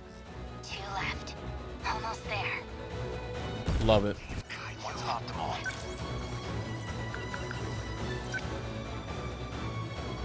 Good timing. Good. Ah, didn't get it. Thank you. The practice round's over. It's fine. It's fine. We're gonna just swing on it. Just swing on it. Oh, it has a shield up. Where is it? Where's that fucker? Where EMP it? I don't know where that fucking Apsos is, but get rid of it. Get rid of it right the fuck now. Make it work.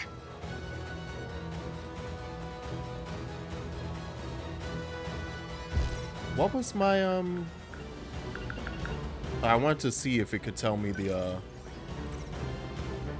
things that I needed to pass both things for this fight. Where are you? Wait, hold on, hold on. Where's the... Oh, you're all the way back the fuck here? Both of you? Bunch of G-molars. Y'all can handle that. Who the fuck is that? Oh, you're inside me! Not like this. Not like this. Stay on guard. How's this? Hit. Signal Confirmed offline. termination of Gladiator Dymo's signature. It's fine. It happens whenever there's a rank reset. Oh, are you doing your rank matches right now? Oh boy, the new tank. I can see the advancements in 3D animation coming. Oh no, okay, just like when Overwatch 1 dropped. Is the new tank the boss lady? Speaking of girl boss, the hot woman with the robot arms flying behind her. Her name is Domina. Yeah, the thinly veiled kink. Hey guys, we thought a great name for this new hot woman in a dress suit CEO woman with flying robot arms and high heels that look like they could step on you. We've decided to call her Domina. Just cause. We thought it was a nice name. It had a good ring to it. Just matched her facial features so well.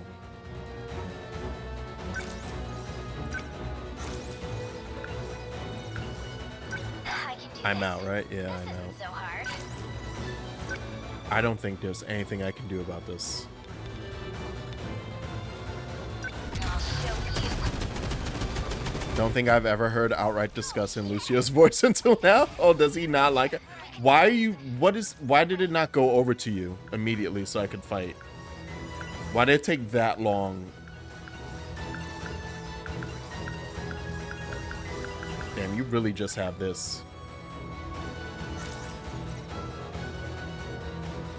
Damn, you really just have that.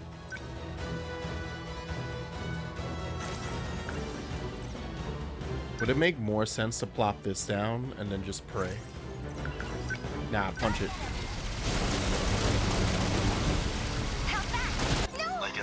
comes at you fast.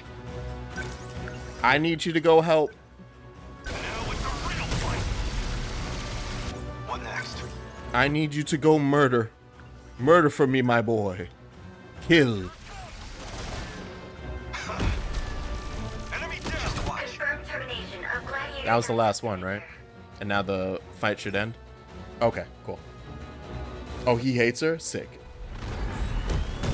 Everything else blows up? Love it. Aegis activated. Terminal Love that for me. closure complete. Unfortunately, it looks like I was right. Those weren't captured Sentinels. These Sentinels ID codes were all 3 digits. Oh. Created as Deimos units.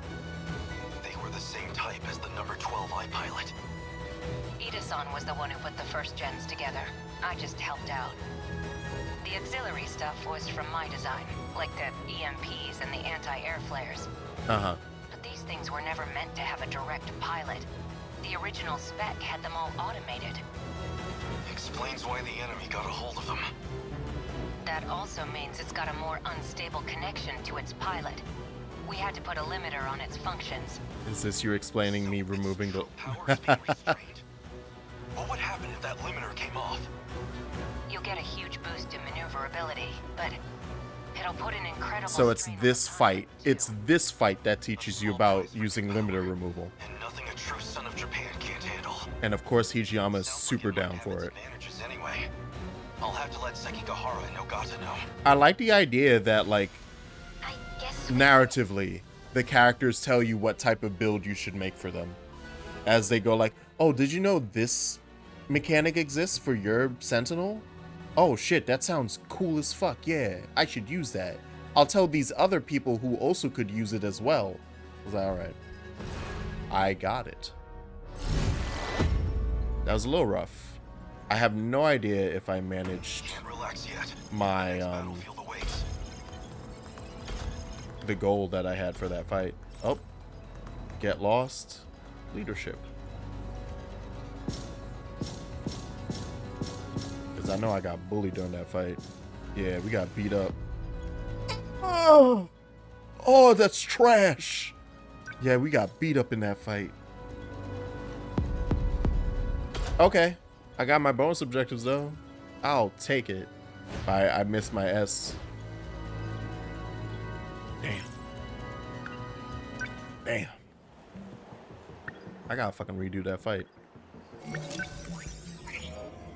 Alright. We can at least see one thing. And then I'll buy 3 more. Ooh. Part of a fully automated global scale manufacturing network. Without requiring any human input, everything from planning, production, and shipments automated by computers. Once it was deemed more efficient to synchronize the production of various factories worldwide, the system reached peak popularity in 2080, comprising of 1.2 billion factories by 2142. Kolkata and Chennai in India have the world's largest plants. Now you can do the story, or you're gonna fight until wave 10? Probably not. Nah, not tonight. I'm gonna unlock the people who unlock at wave 5. I think it's only 2 of them. It's Shu and I don't remember who the other person was. So we'll do that. Yeah, we're gonna switch over to that. Oh, and actually good timing in terms of, because we can open up these mystery files with my 3 points, and then we're 10 minutes away from an ad break, so I can pop that. Okay. Let's see. Who's interesting now? I mean, Sakura High School either has 1 sentence or has like 15. I don't know. I don't know which way that could go. I'm intrigued. Oh, and then I wanted to finish off the bottom down here. Okay, yeah, we're gonna do that. Sakura High School. Cheek scar? Nah, I know who. Fuck the cheek scar. I'll wait. Alright. 5 sentences. A high school located in the center of Ashitaba City. Each grade consists of 5 classes ranging from A to E. There's a total of 512 students at the... Total of 512, huh? Total of 512, huh? Is a comprehensive junior and senior high school, and their policy requires all students to wear uniforms. You mean, 256 times 2, huh? Is that all the storage you could have? That all the bits you can keep? You set to 512 so it wouldn't overload? So it wouldn't like go back to 0 when you loop and break the whole system? It'd be really funny if this whole thing fell apart because of a fucking computing error. Where like the bit just flips from 256 to 0 because it overflows back to the beginning. It's interesting that you're looking at that exact point. Yeah. It's because we've been doing nothing but like everything about this world is very much computerized. So if I see something related to bits, my brain, I just hopped on it. I'm like, oh.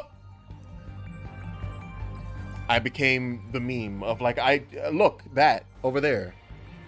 It's a hidden clue. Most people don't notice. Oh, that's funny. An envelope that was on the ground near where A. Sekigahara woke up. There was a document and a note inside. The document says, Chihiro Moimura, 31, Sakura High School nurse, key member of Shikishima's weapon development team. Note says, if capture is not possible, then shoot to kill. And that is the nonsense that we have. And then finally, Nami's notebook. Yeah, baby. But it's the stuff that we read as Yuki, so that's fine. Nasuno Minami's large notebook that starts off with what follows his investigative record of important moments in time and space. Finally encountered my destiny. He has arrived from outer space, an actual extraterrestrial being. In summary, whoa, aliens really do exist. These advanced life forms have managed to conquer time and space itself. Who could have dreamed that their technology has such capability? An actual gateway to time travel, right in Tokisaka Shrine. And then he says he's looking for a robot. It's called Sentinel number 17. Riding inside of it seems to enable him to fight against evil aliens. Riding inside of it? Wow. Alright.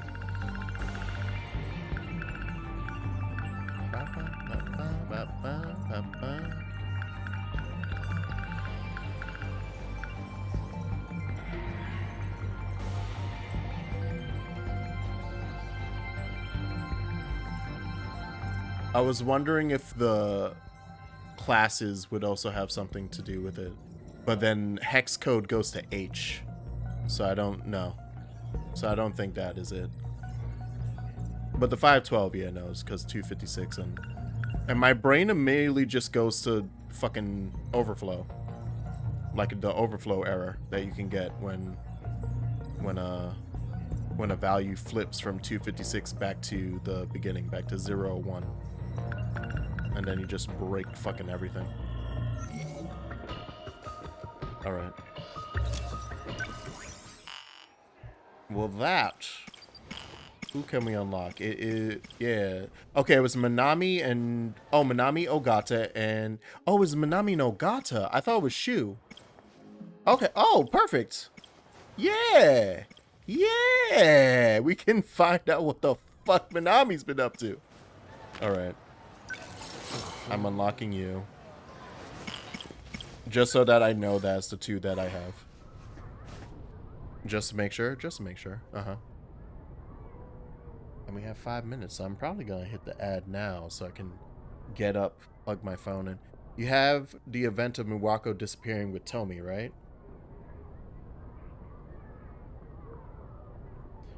Hold on.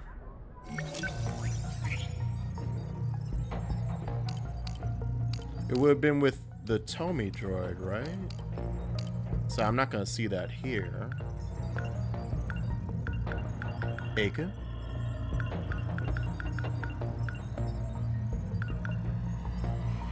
Oh, but like when they teleport, right? To escape? Well, no, this is when they're searching around. Coming back from 2025 Universal Control. Ah, right. That's what you meant. Yeah, when Miwako doesn't come back with him. Yes. Yes. That they went down to the bottom. And when they... Because they got here, they was like, oh. They find, yeah, Shinonome and Sekigahara confronting each other. They're like, ah, shit. Do we have to go down to the bottom of that fucking cavern? That gaping cavern? They go down, they find Universal Control, they get out. And then Miwako doesn't follow them. that UC disappeared her because she knew too much when I saw that mystery file of 512 students. Oh. I thought, man, is that a memory bank? Okay, yeah. I see. The quote-unquote disappeared because she knew too much. No, it was because it couldn't. Wow. Am I actually on the money? It was like, oh, wait, yeah, no. She was the overflow memory. Or she got erased. They couldn't put her back in. Is that what you're suggesting? That like upon trying to shift back? Not saying it is right, but you're kind of getting that idea from it. It was my immediate theory at the time. Oh, okay. No, yeah. I like that theory. And then, yeah, immediately connecting with the 512. Yeah, no, I like that theory. That'd follow very easily. Okay. I'm going to pop this ad. I'm going to get water and plug my phones up so that I wake up on time. Because my alarm will actually go off. Be right back. You'll hear me. I'll be here. But I won't be sat.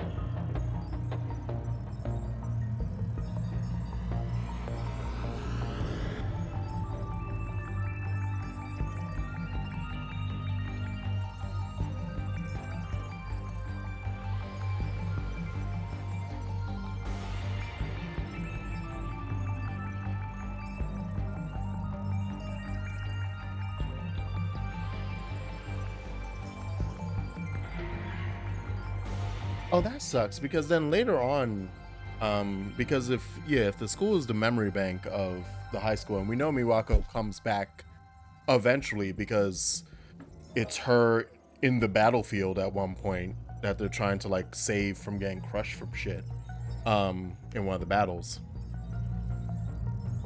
That means like this version of Miwako got erased.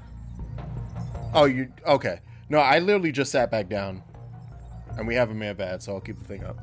I was saying like, oh, that sucks, because if the high school is the memory bank and then kind of just was like Miwako shifted with them out, and then the memory bank just kind of went, oh, there's a Miwako missing, put her back, and then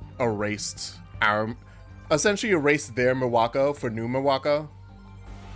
Because Miwako shows up in the battles, which we know is going to be the end point. So it's like, oh shit. You just got Soma.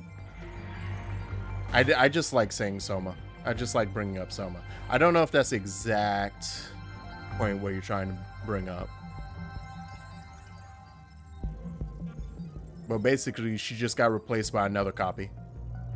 And then probably proceeds to act like nothing occurred, because to that Miwako, nothing occurred.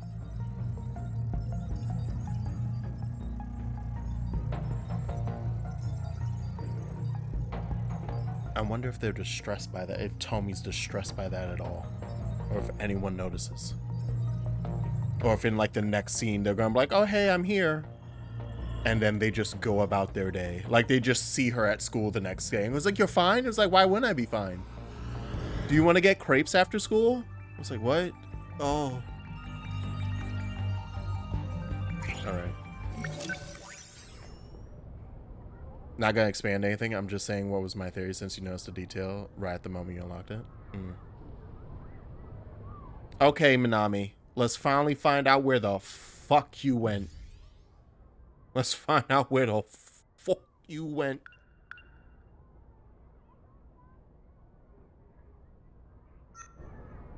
Cool. Yeah.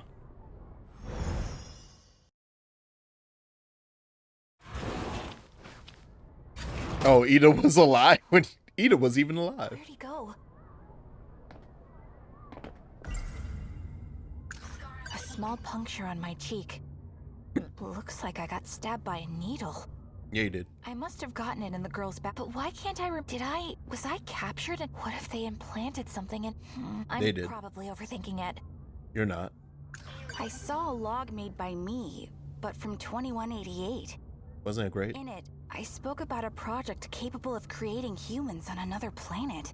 Yeah, it's gonna be sick. And according to BJ, this is that planet. And we are those creations. Yeah, it's hyper shit. But the log alone doesn't leave me entirely convinced.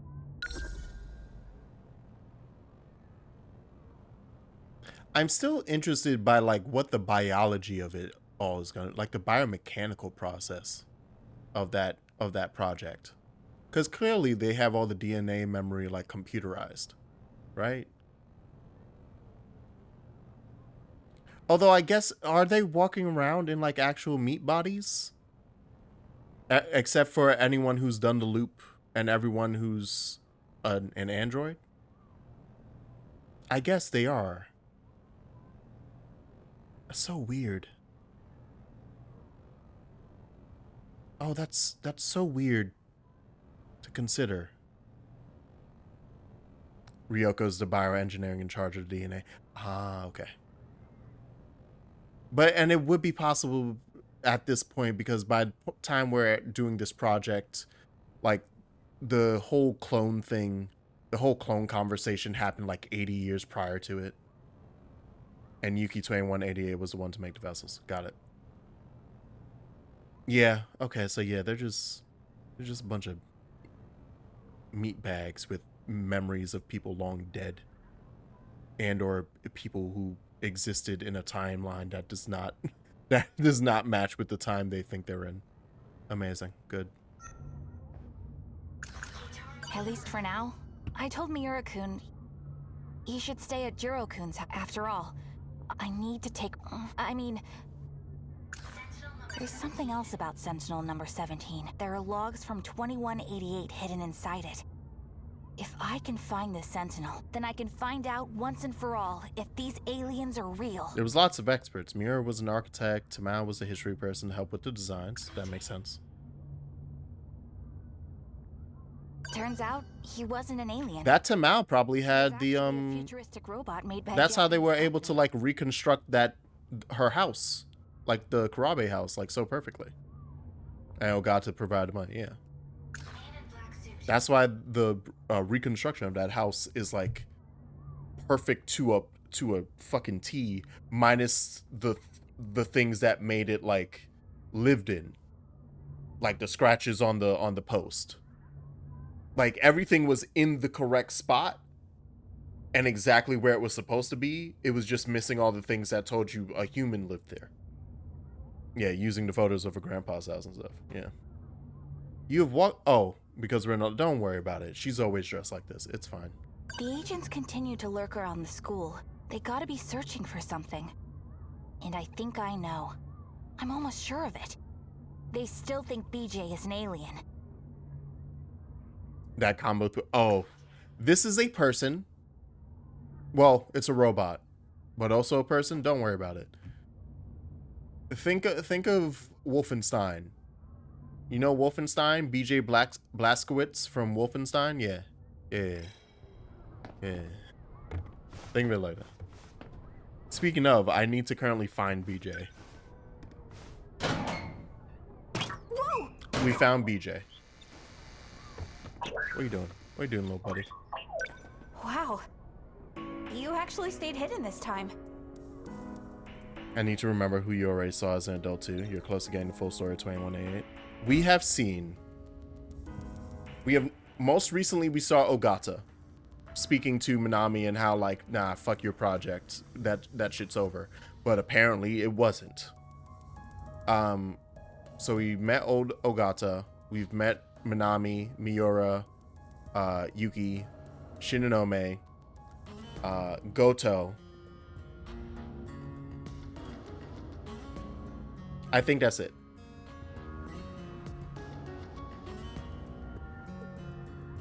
Oh, and Tamao. Yes, sorry, and Tamao. 7. I'm pretty sure that's it. Because I've not seen a 2188 Iori. I've not seen a 2188 Ida / Shu. I've not seen a Juro thing. I've not seen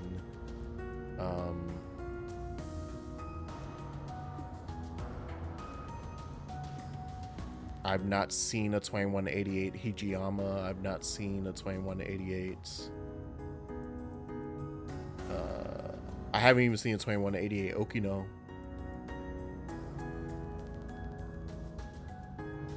Yeah, I haven't seen Tomi. And that makes up the 6 I'm missing, right? Because I've seen 7.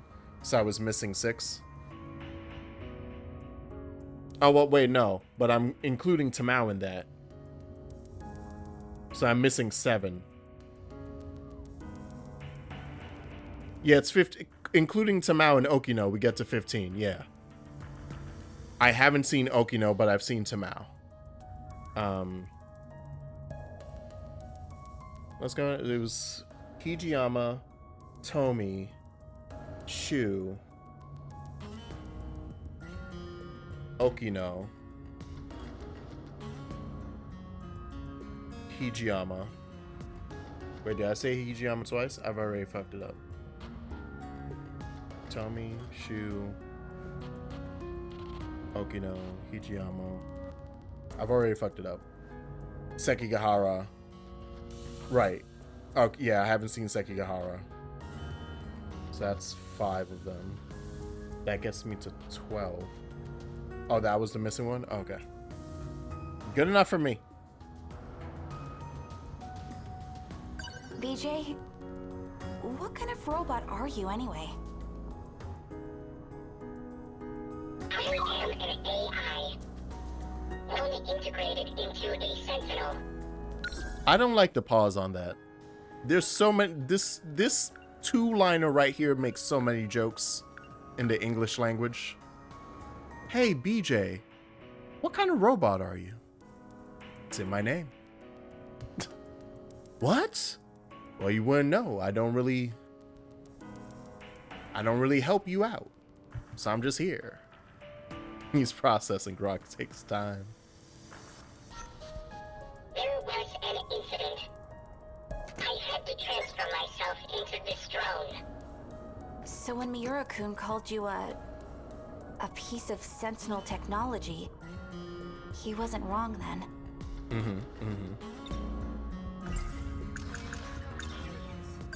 You mentioned something once. That we're the ones who are aliens. That this is a different planet. I find that hard to believe. Okay. I understand. Yeah? That's it? BJ, you just fucking walked away and said, what? He was just like, alright, I guess you don't believe me. Okay. Well, on with my day. Hold on.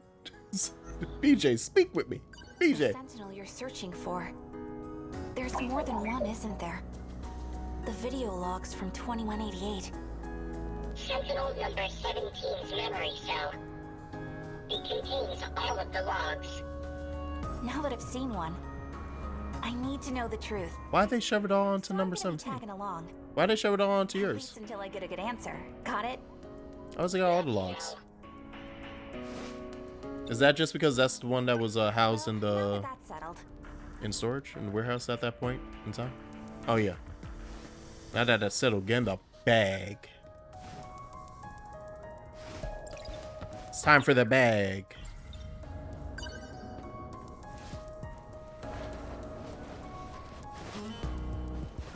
He was looking it up without Morimura and Ida's knowledge. Oh, right, yes. Okay, thank you. Yeah. So that's why he has all the logs, because he collected them. Okay. Thank you for reminding me.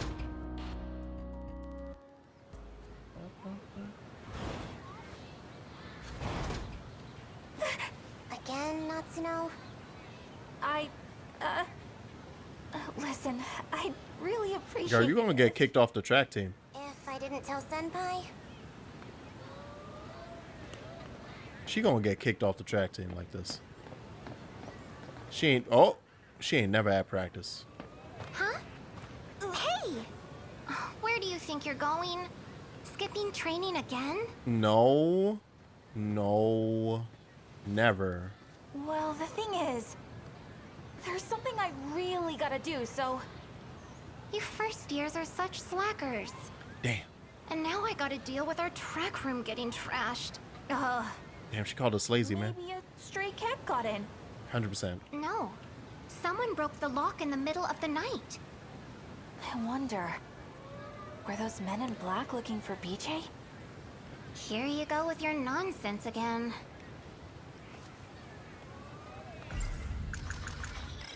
Well, see you later. Thank you for stopping me for 5 seconds.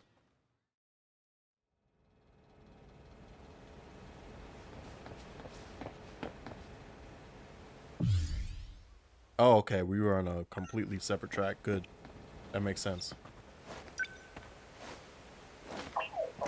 We're here.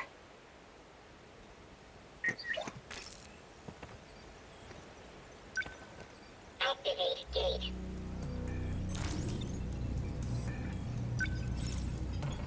What year does this game take place in? Toon, you just asked me the most difficult question of this entire video game. Toon, I need you to understand that that simple question is the most difficult question. Somewhere after 2188. I can't even currently pinpoint when after 2188. But yeah, what Cass said. It's 2188 plus. Go. And you're now currently wondering, wait, but that doesn't look like futuristic stuff. Oh, you know the answer? Okay, so eventually I'll find out. And I can't do it too. Oh no. Oh no. Wait, what? Oh no.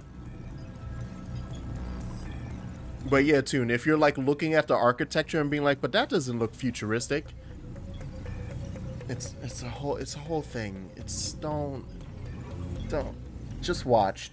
We don't have time for this right now. I have to go to a different sector because I refuse to believe that there's still casual track teams and people also have personal robot assistants but also stay in local temples. It's that hard to give it an exact number. Oh, I hate that. Oh, I actually hate that. Oh, I actually hate that. Oh no, what is the end of this game? I hate that. Okay, anyway, we're gonna just, everyone, stop. We're done. Sector 1. Where could number 7... Let's go to Sector 1. You want to look there again? What year is it in Sector 1 anyways? 2105. The 22nd century? Yeah, fuck it. Access code approved. Designating sector.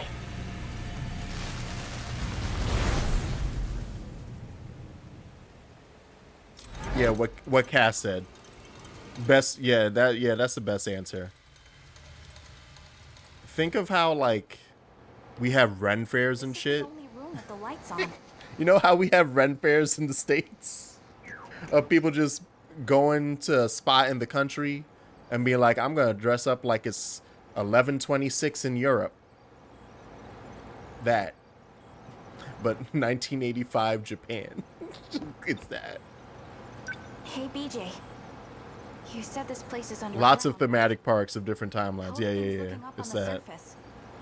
Highly contaminated. You know, there was a place trying to do that, and as you could expect, it didn't go well. Is still inhospitable. Somewhere in like the middle of the U.S.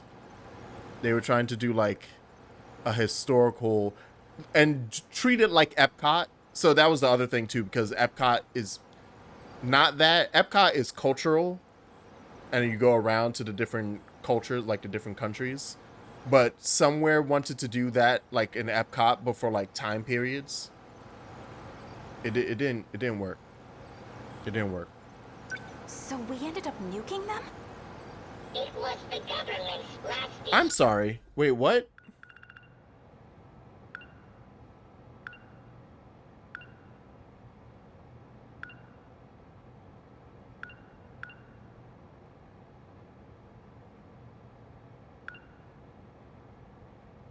effort after the city was destroyed. And we still couldn't beat them? There were too many of them. This underground facility is the last Sick. place of refuge. Nowhere else is safe.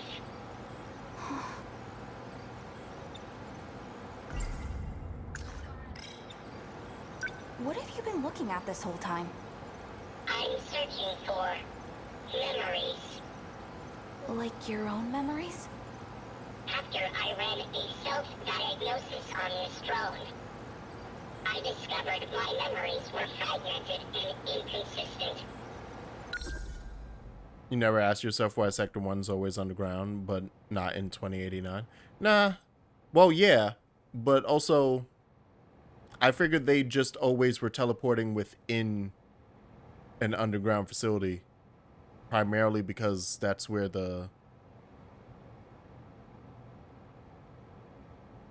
because spatially, where like the UFO.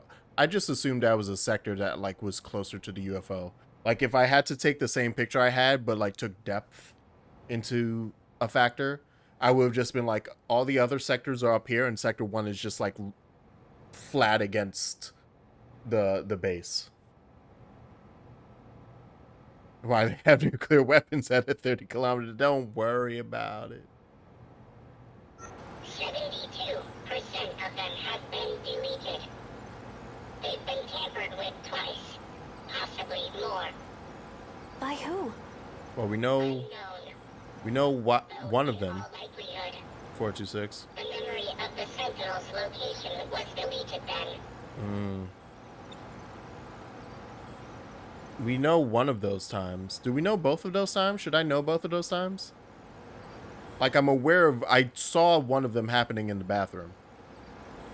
In this facility is this era's largest quantum computer. Who the fuck built that? It couldn't have been Anyone Ida. were to store It memories couldn't... here, Don't you dare tell me it Ida would did be that. at least 300 meters below. Yeah, 300 meters below, huh? Why'd you cut off? Someone just shifted to the hangar. Shit. They're coming this way. Shit. What do we do? Yo, you got a gun? Who are they? They erased every last trace from the system. What, Dad? What? We must hide. Quickly. Okay, alright. Wait for me! Tell me when to shoot. Give me a gun, BJ. Of fucking course. What do you think? Hard to say. I need more information. This decode is problematic. It attaches to the part of the brain where memories are stored. It must be physically severed to be removed. The damage this procedure does to the brain is lethal. That program, the one that severs the code, that's what's infecting the Sentinels. Right. Sentinels. I wasn't aware that control over the automated factories could be partially adjusted. You did well to discover that detail. It wasn't me. It was Jiro Izumi from 2 loops ago.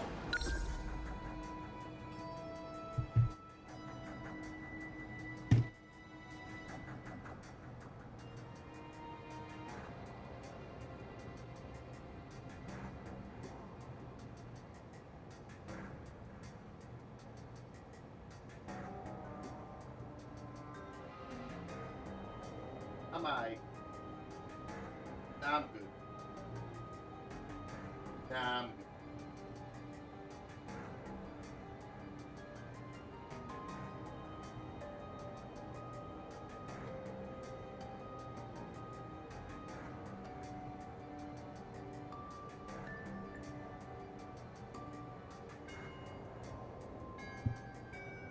So Neo 3 then? Yeah. Yeah, I'm about to. Yeah, we are. I will switch to Neo 3 right here. God damn it. Why am I about to? I'm about to be so pissed at Goto. I feel it in my bones. What the fuck are you two up to? Well, you're looking shit up. Why are you?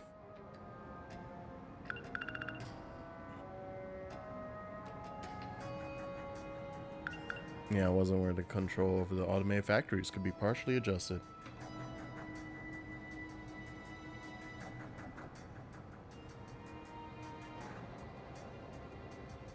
Can I? Hold on. Can we?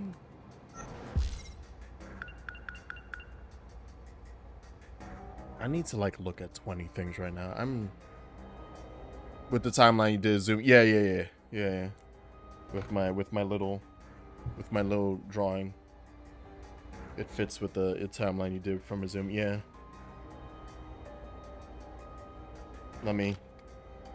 Should I update that?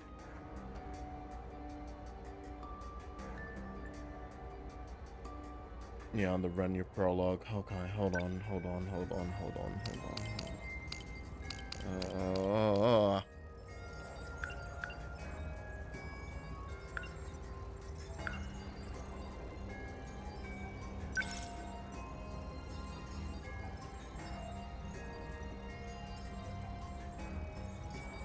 I just want to hear them say it again. But yes, that the does, yeah. So the Sentinels and the Kaiju, it's all the same thing. It's all 9S and 2B. The fucking androids and the robots are made from the same fucking box.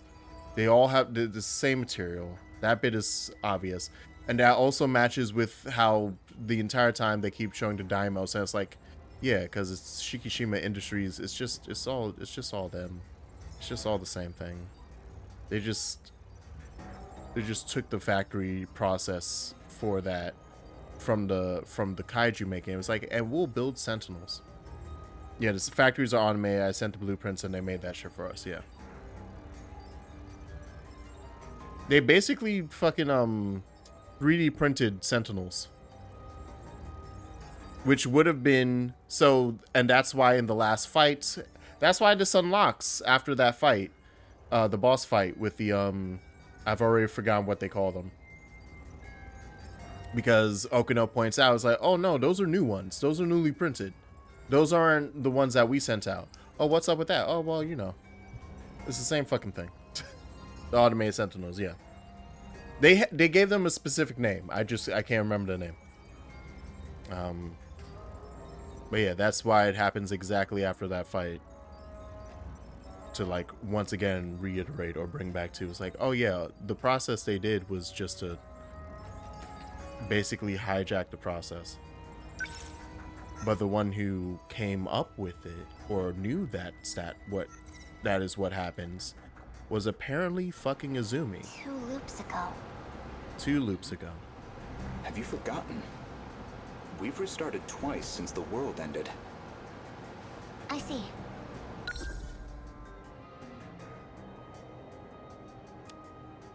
Why does Goto know this?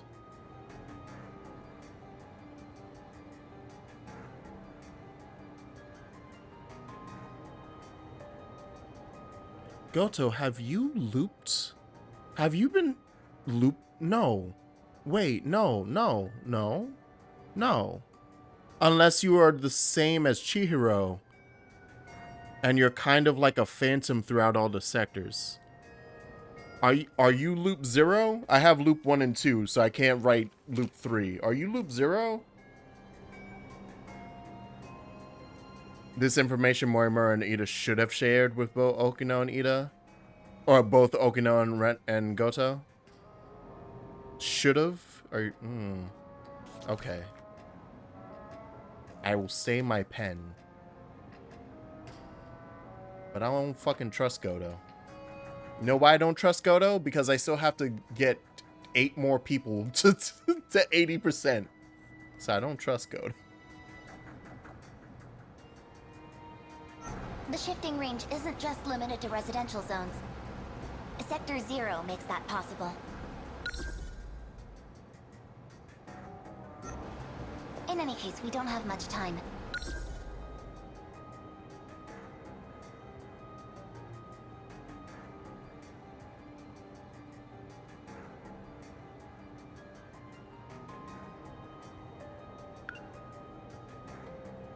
How does Sector 0 make it possible to shift outside of the residential zones? And by residential zones, it just mean... Well, no. The residential zones are... That refers to each sector, doesn't it? Isn't each sector a residential zone? Like, are they calling, like, the spot where the houses are versus where the city is inside the sector? Are they calling them actual residential zones, like referring to the suburbs?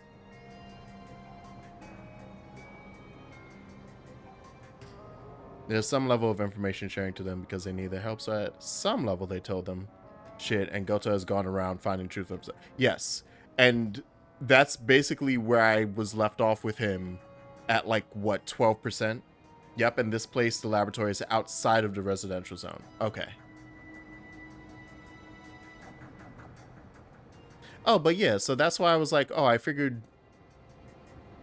I think that's kind of where I was getting at then, when I was like, oh, I just figured this part of the underground. I didn't think that the entire thing was underground, or why we kept going underground when we came here. I just figured it's like, oh yeah, this spot we teleport to is just... But that's how we get here in the first place. Because if the shifting range was only limited to the residential zones, we should be upstairs sucking in toxic fumes. But in 2105, we shift here. The gate was... Or, like, is the gate here? I guess the gate was placed here. Or the gate ended up being placed here. I don't get why Sector 0 makes that possible. Is that, like, quite literally because of distance? Like, because Sector 0 exists, it allows, like, a pass-through? So you can, like, shortcut to a different spot?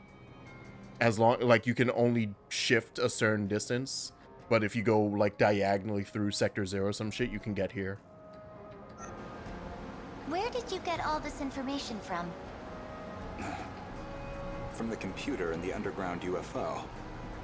Okay. UFO, huh? Alright, so that's Is where you got what that. you've been Got it. calling it these days?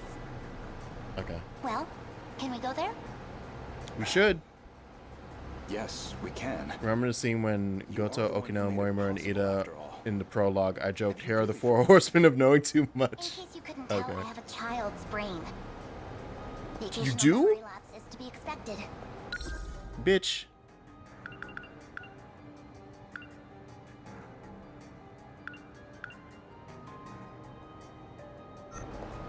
Now, let's go.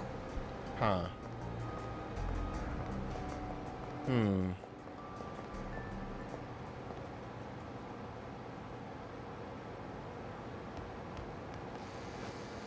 You know something strange at the scene when I play?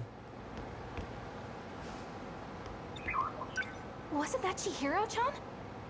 And Goto-senpai was with her. You saw that too, right, BJ? Calm down, Natsuno. No, I will not. If you didn't stop me, I will not calm down. I totally would have jumped out at them. Should sucker punch them. That includes the kid. Should sucker punch the shit out of She her. was dressed like a kindergartner. That was Chihiro-chan, right? Just running blah. Ken's little sister? She didn't seem like she was unhappy to be there. And there was something different about her. Goto-senpai was talking to her like she was a scientist. I saw Goto-senpai in the past. I guess he's able to time travel too.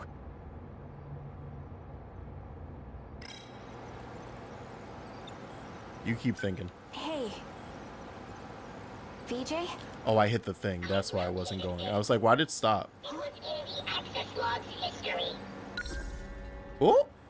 My memories really were stored here after all. Oh, wonderful. Really? Apparently. I predicted all of this. Somehow.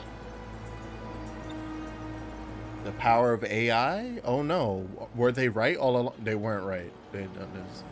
the AI that they talk about isn't really like actual AI. Don't. Jeez. We have a problem. Yes. What is it? Was someone else shifting in? Unable to locate the memory data.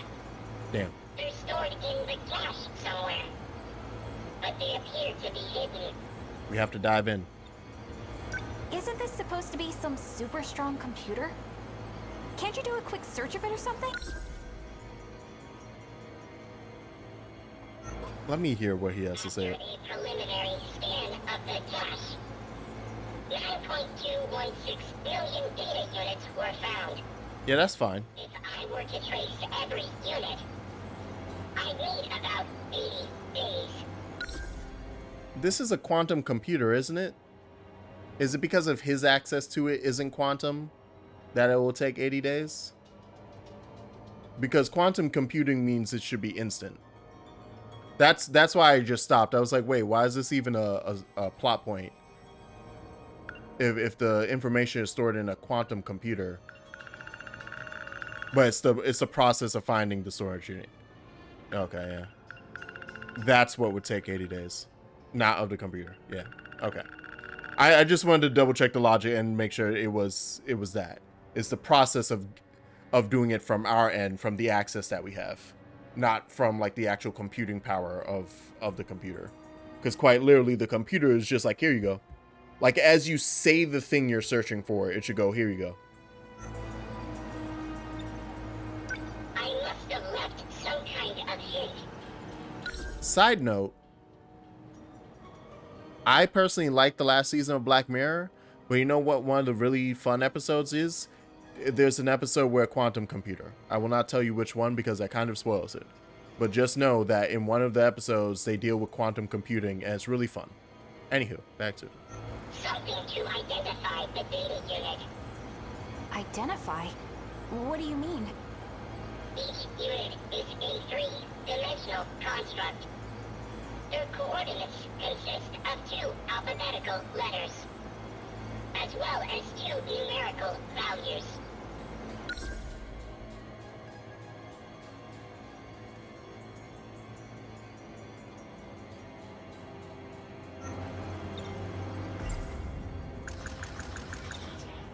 Back when we first met, I just assumed BJ was your name. But maybe... BJ. That's the name you gave me. No, I didn't. You're the one who said it. I have no logs of this exchange. Wait, let me think. Yeah, it was something like... BJ 11-5... BJ 11-5. There you go. So, was that it? Yes, I've located it. Oh, right! And? Sentinel number 17. I know its location. So, where is it? At an altitude of 500 kilometers. Shot it out the dome. So, it's up He in the shot it out the dome. Yes, in an artificial... Where's the best place to hide it? Shoot it out the fucking dome. orbit. Like, in space? You know what, Miura? You a smart motherfucker. That's a good AI. I like this AI. That's some good AI. I cannot access Wait, that means at some point, Shu was... Well, he wasn't close to it. He was like right outside the dome. to the place Renya Goto mentioned. The UFO. Someone mentioned a satellite. Props for Minami for remembering that from someplace so long ago. True. Mystery Files updated 9! Oh, now I can do Sekigahara as well because of missing memory. Nice. Well, that's a whole bunch of people unlocked. Hold on. Hey, BJ. BJ isn't his name, but it's actually the coordinates BJ 11-5 that BJ was looking for in order to find the memory cell. It's the word BJ kept repeating when he met Minami for the first time. Thanks to Minami's good memory, he was able to easily recall it. I can't believe this updated. That's so funny. Having to deal with the track room repeatedly getting trashed and Natsuno Minami skipping training. The manager is racking a brain. The track member with the pigtails is close to Minami as they're in the same She's just like, I don't know what to do, man. The juror Izumi of 2 loops ago discovered that it's possible to alter the automated factory's processes, which led to the birth of the Sentinels. Izumi, you bitch.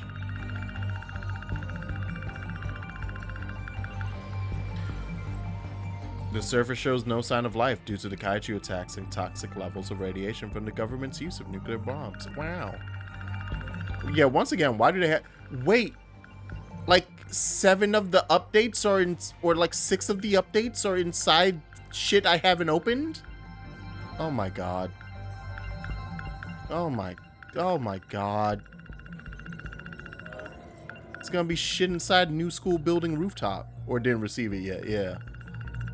Okay, wait, so hold on. I don't think it's a mystery file, though, is the thing. Shit. Someone mentioned a satellite, though. I don't think it's gonna be in a person's thing, but real quick. I want to check the 2188s.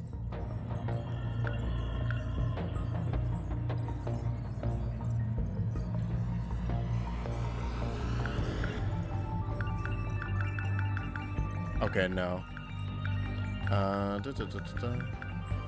Yeah, I don't think it was. I think it would have to be in like an event, and it was a line. I'm pretty sure from one of the 2188s. It might have even been Miura brought it up in a meeting with someone, didn't he?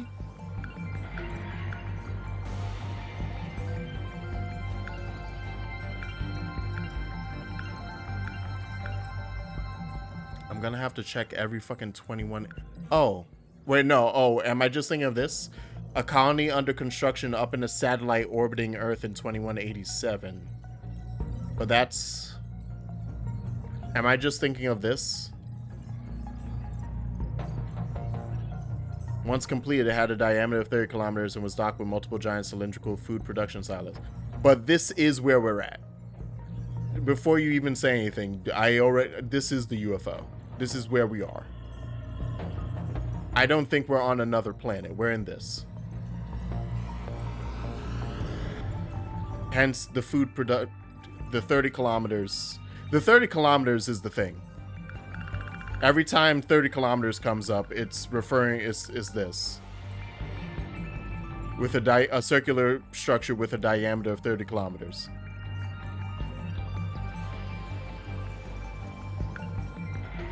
And there's the dome of 30 kilometers. Yeah. Oh, but that's each.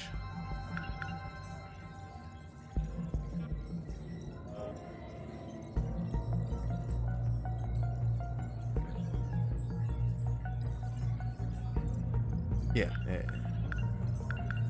This is not the whole thing.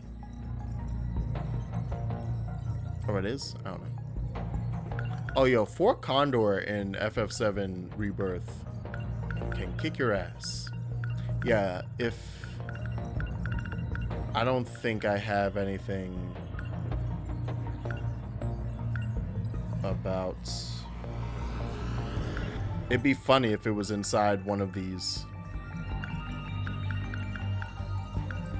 Outside of calling the colony a satellite, I don't think I have anything else about satellites.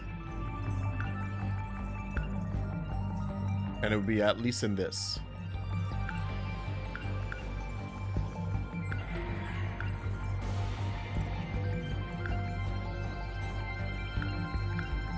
Okay.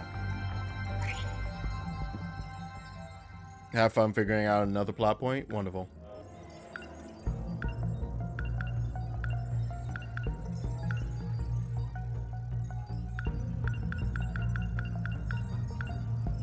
Oh, I'm in Renya. I'm like, why is it showing me this?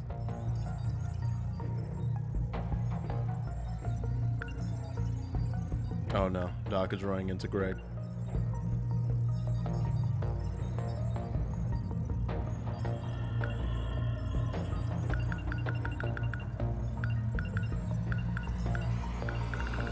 I think if something specific about the satellite comes up, it's gonna be somewhere in here.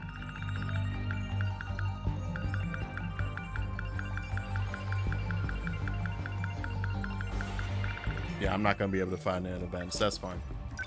Ooh, we're at 74%. You're at 75. Do we have time for one? Not really. We have 12 minutes. I will unlock you. Welcome back, Miura. Welcome back to the living, kind of, technically. So we have 3. I kind of want to do Ogata. Because I want to get this poor boy out of his fucking train loop. I want to get him out of his train loop so bad.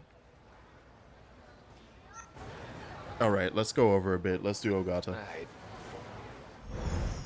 Nope, already did it. Too late. Doing Ogata. I guess when you put it like that, maybe you've got a point. I should slow down and think a little. Still, though... I want to make sure you're gonna be safe, Kisaragi. Oh, he finally said it. Jeez, why do you sound so serious all of a sudden? Because he is If serious. you're going back, then I'm coming with you. I got something I gotta do. Just wait right here a sec. He finally learned the secret. The secret was to tell his feelings. What was the last thing that I did?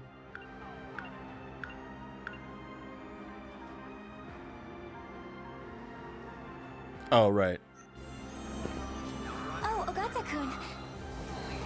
What's wrong? Yeah, last time Magic Girl appeared to save him. Okino's here. Looks like it worked. Get out of my way. He's like, listen, You and me, Tsukasa. I know what the plan is. Can't run this time. Last time, I got out of this place by chasing him.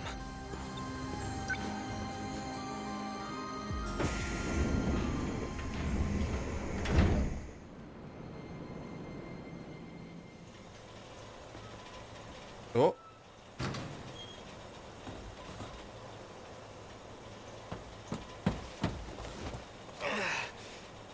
Ah, shit. Now, how the fuck did they not... Anyway. Where am I? Well, you see, Ogata. Kawazumi, that's for sure. I gotta go hunt down... Ooh? Ichiyama? Did you get shot too? Hey, what's wrong? Can't move, huh? She bowed straight through you, didn't she? Hurry! Oh, yeah. She's more badass than I am. Welcome to being saved.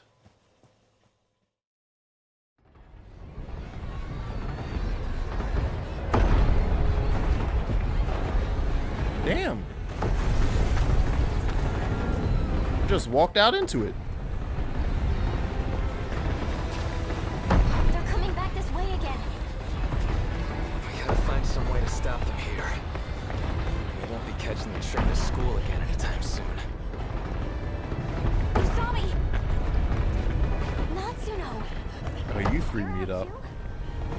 Our timing sucks, huh? Out too. Operating limits at the same time. Oh, y'all are already in it. Okay, this is during the fight. Even Miura-kun. Miura. Number 19, right? Yeah, that Miura. Okay, I'm gonna call my sentinel again. Miura-kun! Reporting in. Number 19 is taking heavy damage. Sorry, I'm shifting out. They never need to rest. The assault never lets up. Everything's falling apart. I let down our defensive line. Please. Miura, stay safe. Don't get all sad about it. We did plenty, man. We're gonna be okay. Let us handle the rest. You're gonna make it, boy. I've already hit my operating limit. I'll try to get back in the fray as soon as I'm combat ready. Natsuno-san, I'll fight your share as well. So you don't have to push yourself so hard. Shut up and let her do the thing. You really don't need to worry about me so much. I always worry about you. We don't have time for y'all to be lovey-dovey. I'll go. No. Your Sentinel's already taken a beating. I'll handle this. Didn't you just dismount? You're already at your limit. You damn Skippy. I don't give a shit about my limits.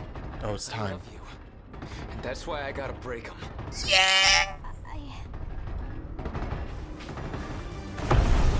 He fucking said it. Let's go. They're here again. That's my Yusuke. That's my Yusuke Yarashi.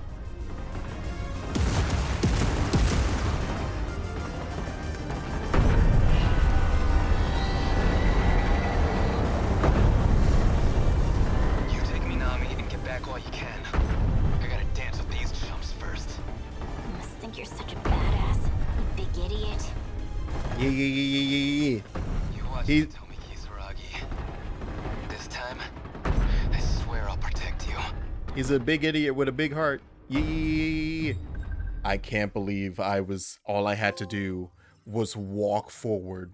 All I had to do. The end of his is just so fucking anticlimactic.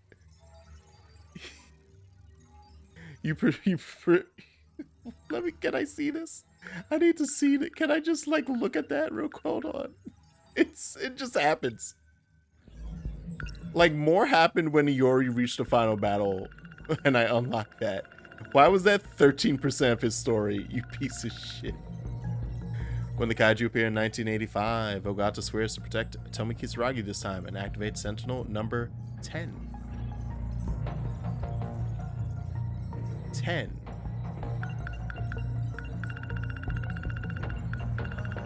10. Okay.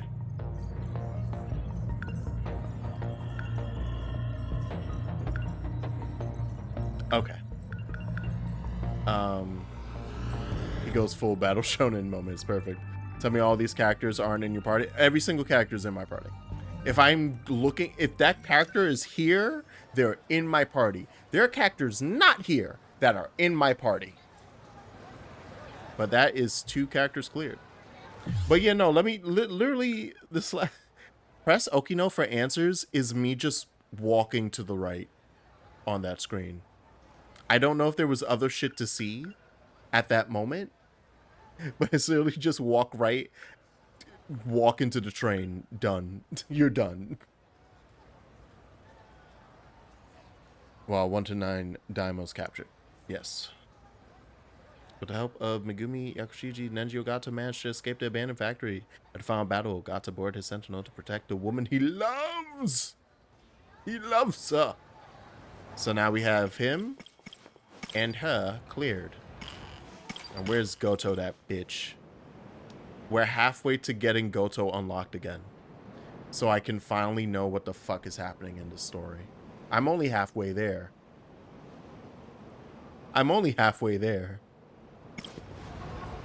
Oh, but yeah, we can also unlock Sekigahara.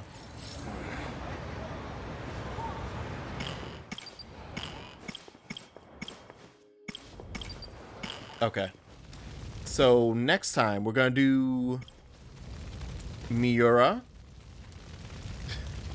We got time for one more. Let's go. No, we don't. You can get into, okay, Cass is giving the breakdown for a tune. So we have Minami, Miura. We have Sekigahara. Is it that? Is it just those 3? Minami, Miura, and Sekigahara? Okay. So next time we're going to go back to Minami. It feels like the people I have left are just going to have straight lines of like story to go, which is funny. Same here. We're just going to go from the riverbed to this and then just go straight across.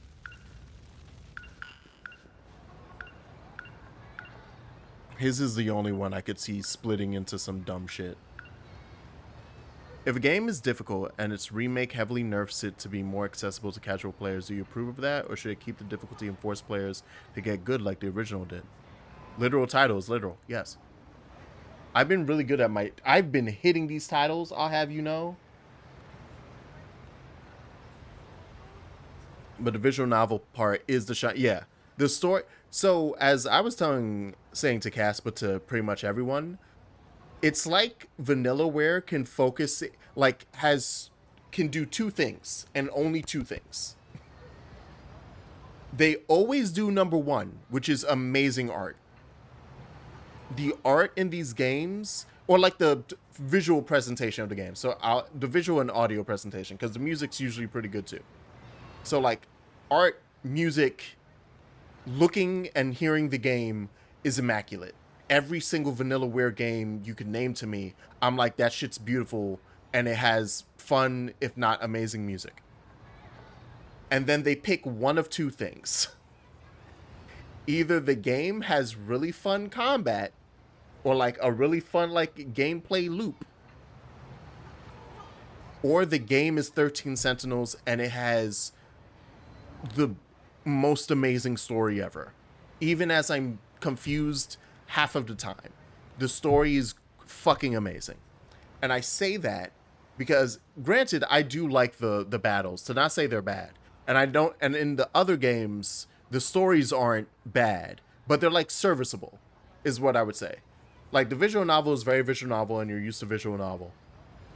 It's just getting you through the story. And then the gameplay bits in the tactics section, in the robot fighting, is also basically just to carry the narrative along. But like the big showstopper of this game is the story and this part and the visual novel part. Whereas in every other Vanillaware game I've ever played, the story is a backseat to whatever the fuck you're doing with your controller.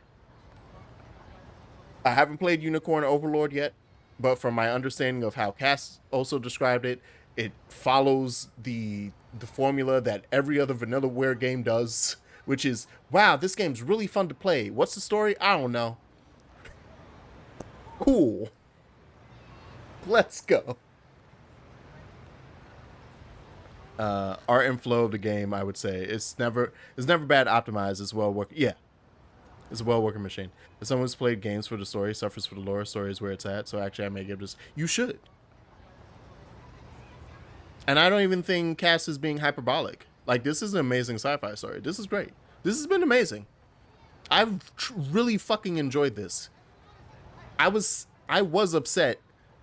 It was my own doing when I decided to take January off from like doing the playthroughs and just went Assassin's Creed because I wanted my brain to feel dumb for a bit. But I'm like, nah, this story is amazing. Good tactical gameplay with an okay feels good generic good versus evil story. Yeah. So that's Unicorn Overlord. Dragon's Crown. Fucking amazing beat 'em up. Probably one of the best beat 'em ups ever made. If you like the horizontal like beat 'em up style of gameplay from Double Dragon and X-Men and the arcade game and the Simpsons arcade game, if you can think of several beat 'em ups, was Scott Pilgrim, both of them now, because there's two different beat 'em up games. The Turtles, is it Turtles in Time, which is the beat 'em up? I can't remember. If you love those games, Dragon's Crown is up there with all of them. It's amazing. What's the story of Dragon's Crown? Fantasy. Just write the word fantasy. That's the story of Dragon's Crown. And has been the usual MO of every Vanillaware game I play. Like, they're older games. They have an older game, and I'm being bad with names. It's with a knight, like it's a girl who's a knight, and like, that one's weird because I don't even know if I could say the combat's good. Like, it's not really good gameplay, but it's interesting. It's weird. Like, it's unique. I think that's the only game that plays like it. I should just look up Vanillaware games. In the last few minutes of the stream, we're gonna talk about Vanillaware for a bit because they're an amazing studio that, unfortunately, up until recently, seemed to always be on the brink of shutting down. And it's since 13 Sentinels that they finally like are financially stable. Up until then, every time you looked over to Vanillaware, it's like the fucking CEO is like, man, we need money.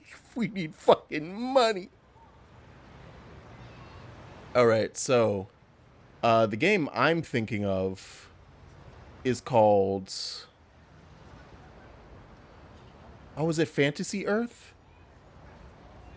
No, not Fantasy. I've never played I've never even seen Fantasy Earth. Oh, that's a very fucking different Vanillaware game. Oh, wait, it might be pre-Vanillaware. It was when... It was pre... Oh, wait, yeah, because they were a different studio before that. Hold on. Because I'm thinking of Princess Crown. And I'm... Because the company founder, George Kamitani, is the... George Kamitani is the founder of Vanillaware. Before he came to Vanillaware, he made Princess Crown with Atlus. And you would... And it's him and several other people who would then go on to form the team of Vanillaware. And if you look at Princess Crown, you would see, like, oh yeah, that's a fucking... Hold on, we will change the display capture so you could see this. If display capture decides to work. Let's see if I can get display capture to work. Oh wait, right, the sound goes away. Oh no. What if I... Also, my fucking display capture is just not display capturing? Sure. Hello? Display capture? Are you okay? That's not the right display, nerd. That one. Christ. All right. Found it. So this is Princess Crown. It's really small. You know what? Let's actually just open up Princess Crown.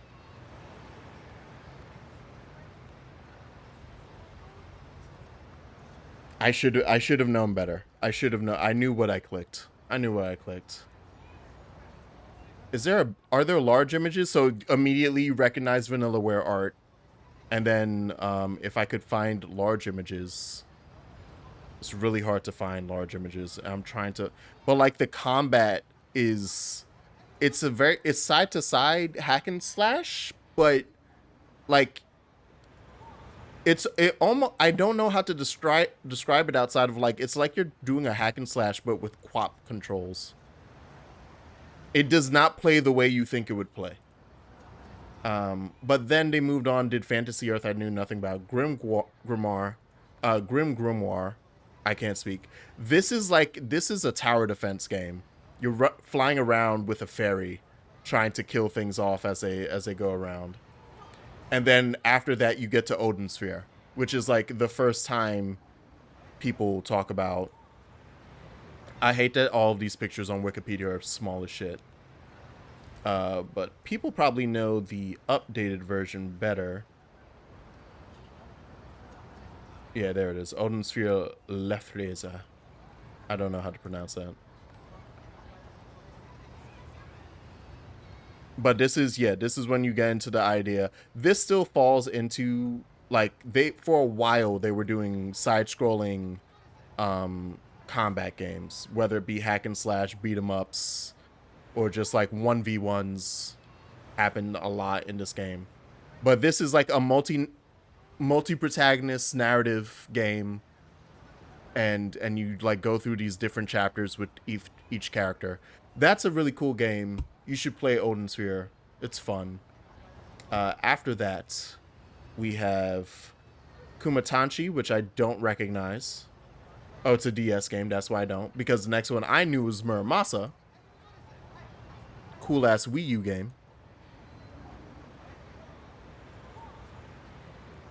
Like, they've been in the game for a hot minute. But like I said, while all these cool, beautiful fucking games that are like cool ass hack and slash games were coming out. Look at them fat ass titties and thighs.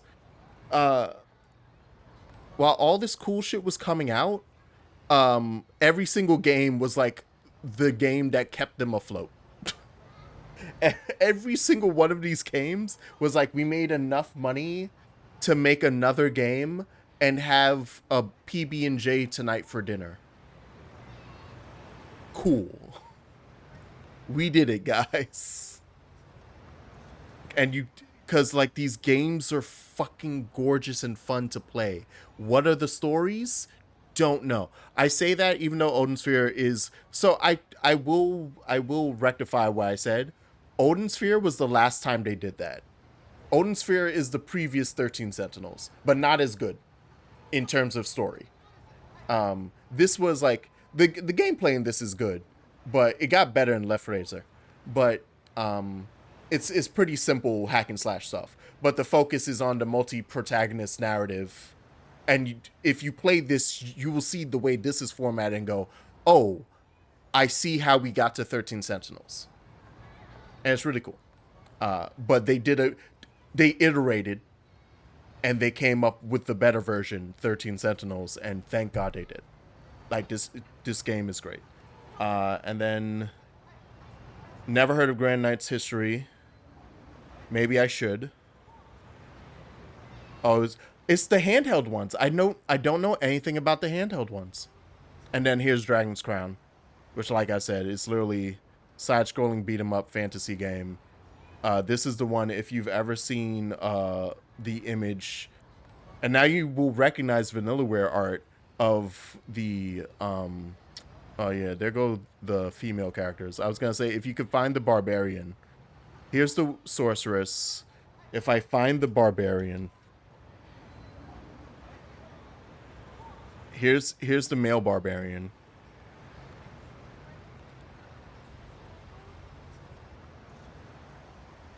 Wow, there are several images that I should click off this. There were several not safe for work ones. Thank God I had safe search on. I didn't think about that. I ain't think about that. Thank God I had safe search on. Ooh, ooh, ooh. Vanillaware from other. I don't think that's from other times. That Vanillaware is still in there somewhere. That Vanillaware is in there. Don't worry. I'm sure if I play enough Unicorn Overlord, I'll find that Vanillaware. Won't someone think of the children? No. Nah, fuck them kids. I need to get the Michael Jordan soundbite of him being like, nah, fuck them kids. Oh wait, no, it's not soundbite, it's just a meme. No, don't play that after. No. Not after me talking about screw them kids. We ain't trying to end up in them files. Okay, we can switch back now to the screen. Oh, that's not right. That's the right one. All right, cool. The remake question before you leave, good sir. Oh wait, what? Oh right, I didn't answer that. Right. When Ali met and I really hope next Vanillaware game is just as amazing. Imagine. Oh yeah, oh yeah, and they don't even announce anything either. Because Unicorn Overlord's here, and then there's like no upcoming. It's like you'll find out when they finally do all the art. When they finally draw everything after 8 years, you'll see a new game come out. So yes, the remake question. Where was it again? If you like Gambit's Unicorn Overlord battle system, it's tactical. Oh, it does have the Gambit system? Okay, cool. So I own it. I did say I have to do it. Right. All the way back up here. Yeah, if a game is difficult, its remake heavily nerfs it to be more accessible to casual players. Do you approve of that, or should it keep the difficulty and force players to get good like the original did? I'm very much of the opinion that the dev is the decider of the difficulty. Or like, not if like they want to include a change, like the ability to change the difficulty curve, that's up to them. I don't give a fuck. I play almost everything on normal and sometimes hard. So personally, for me, I'm like, yeah, if more people can play it because it doesn't beat your ass into the dirt, that's fine. I don't care. But like I said, that's up to the dev. So I don't feel a type of way that like FromSoft games historically don't have a difficulty setting, or like their games have been like scaling harder and harder for the most part, because that's the type of experience they want to make. And I'm down to invest in it and get good and all that shit. And those are like, I think really Souls likes are the only time where I'm like, oh yeah, difficulty. Most of the time I'll play a game on normal difficulty and chill. If I can choose the difficulty, I will choose normal.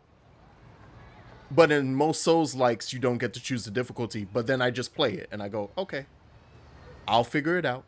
And then I figure it out and beat the game. All the Kingdom Hearts that I love playing, I play them first on normal, and then because I played those games so many times, yeah, then I would play it on proud mode for KH1 and crit mode for everything else, yeah.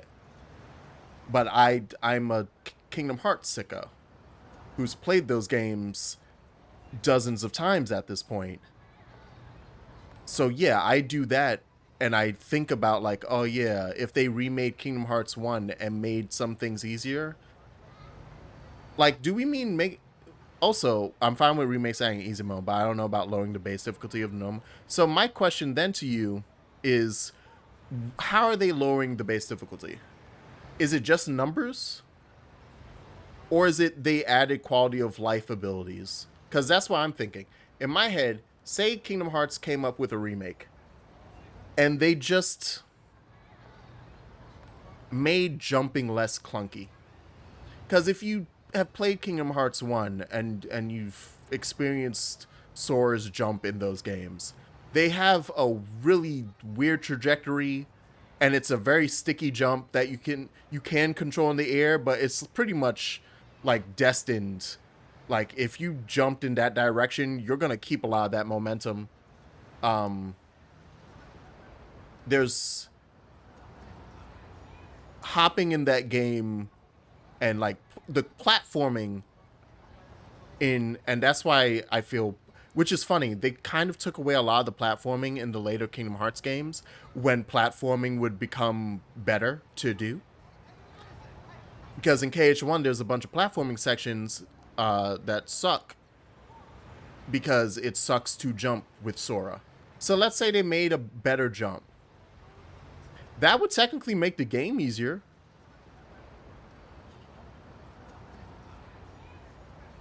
Give me the fucking better jump. Yeah, no, make it better. No, it sucks. Make it better. I don't give a fuck. Make it better. That's a... Anyone who's upset about that, shut up. Made, for example, Persona 5 roll easier than the original P5, but I think it was a good change since the biggest problem there was resource management on the MP side. Yeah. And that's another quality life thing where it's like Persona 5 Royal, yeah, they include the hookshot. You can skip the entire M part of like all of the palaces. They literally just point to a hookshot spot at the end of every palace and go hookshot.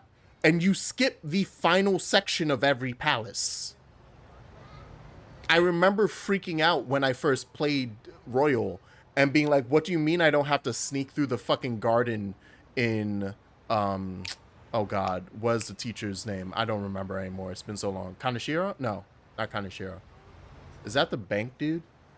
Through dudes, like there's the garden at the top of his castle, and like that's the last bit and you have to get past the guards. And it's not hard in the original, but it's also like, at the end of every dungeon, it's that annoying like last ascent, and you have to like basically fight through everything to get there, and then you waste all your resources, and you can't Kamoshida, and you can't, and then you're like, well shit. And it was to force you to use items, and it was also to get you at a good enough level to fight the boss, but it was annoying. And Royal said, yeah, fuck it. Instead of redesigning that area, we just gave you a skip button in the form of a hookshot. And I've not heard a single person complain about that. Because that'd be an insane thing to complain about. You get what I mean? Enemies deal less damage, more quality of life updates, so that it's hard to ever miss your enemies. Power-ups now last nearly infinitely rather than for a set amount of seconds. Well, so yeah, there's like an extent. I could see some things like if the game added it and you were forced to use it, then yeah. Enemies dealing less damage, that's like a hard, like just rebalancing. I don't mind number rebalances that much.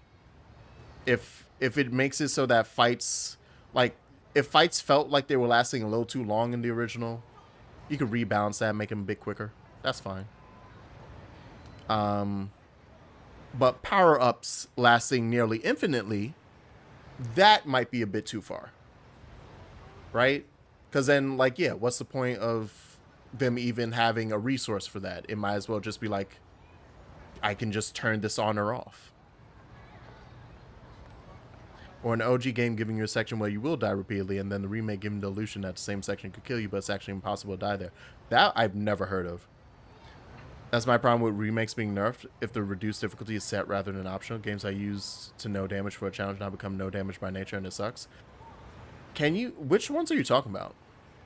All am I saying is that Elden Ring could have a pause button and nobody would die? Yeah, it could. I mean, Monster Hunter has one in single player. It could. That I'll never argue about against anybody. I was like, yeah, I don't know why I couldn't have a pause button. I think the only reason that it doesn't have a pause button is because it naturally wants you to play online so that invasions can happen.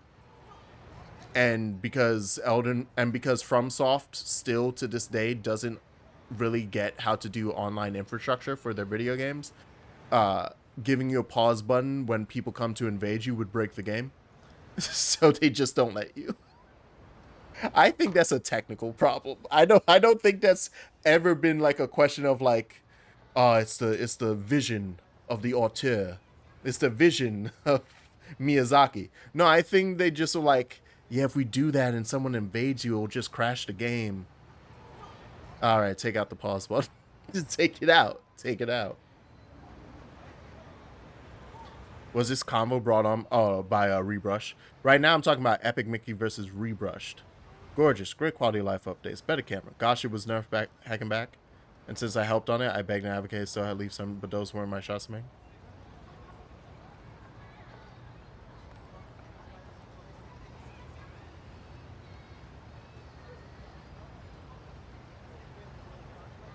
Yeah, there's some things that's like, I understand the feeling of like some things should keep their edge. Like I said, like, I personally don't feel we're talking about this too much. Ads are about to play in 1 hour and 30 seconds, and I was in 1 minute and 30 seconds. I was fucking leaving. All right, goodbye.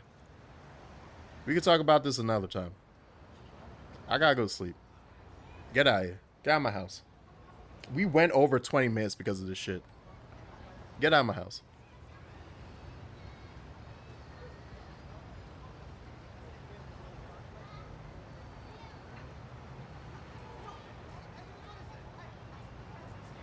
Yes, I will be streaming tomorrow. Tomorrow is the usual last day of the week. I might stream Thursday, but I'm definitely streaming on Wednesday. So I will see you tomorrow. Bye.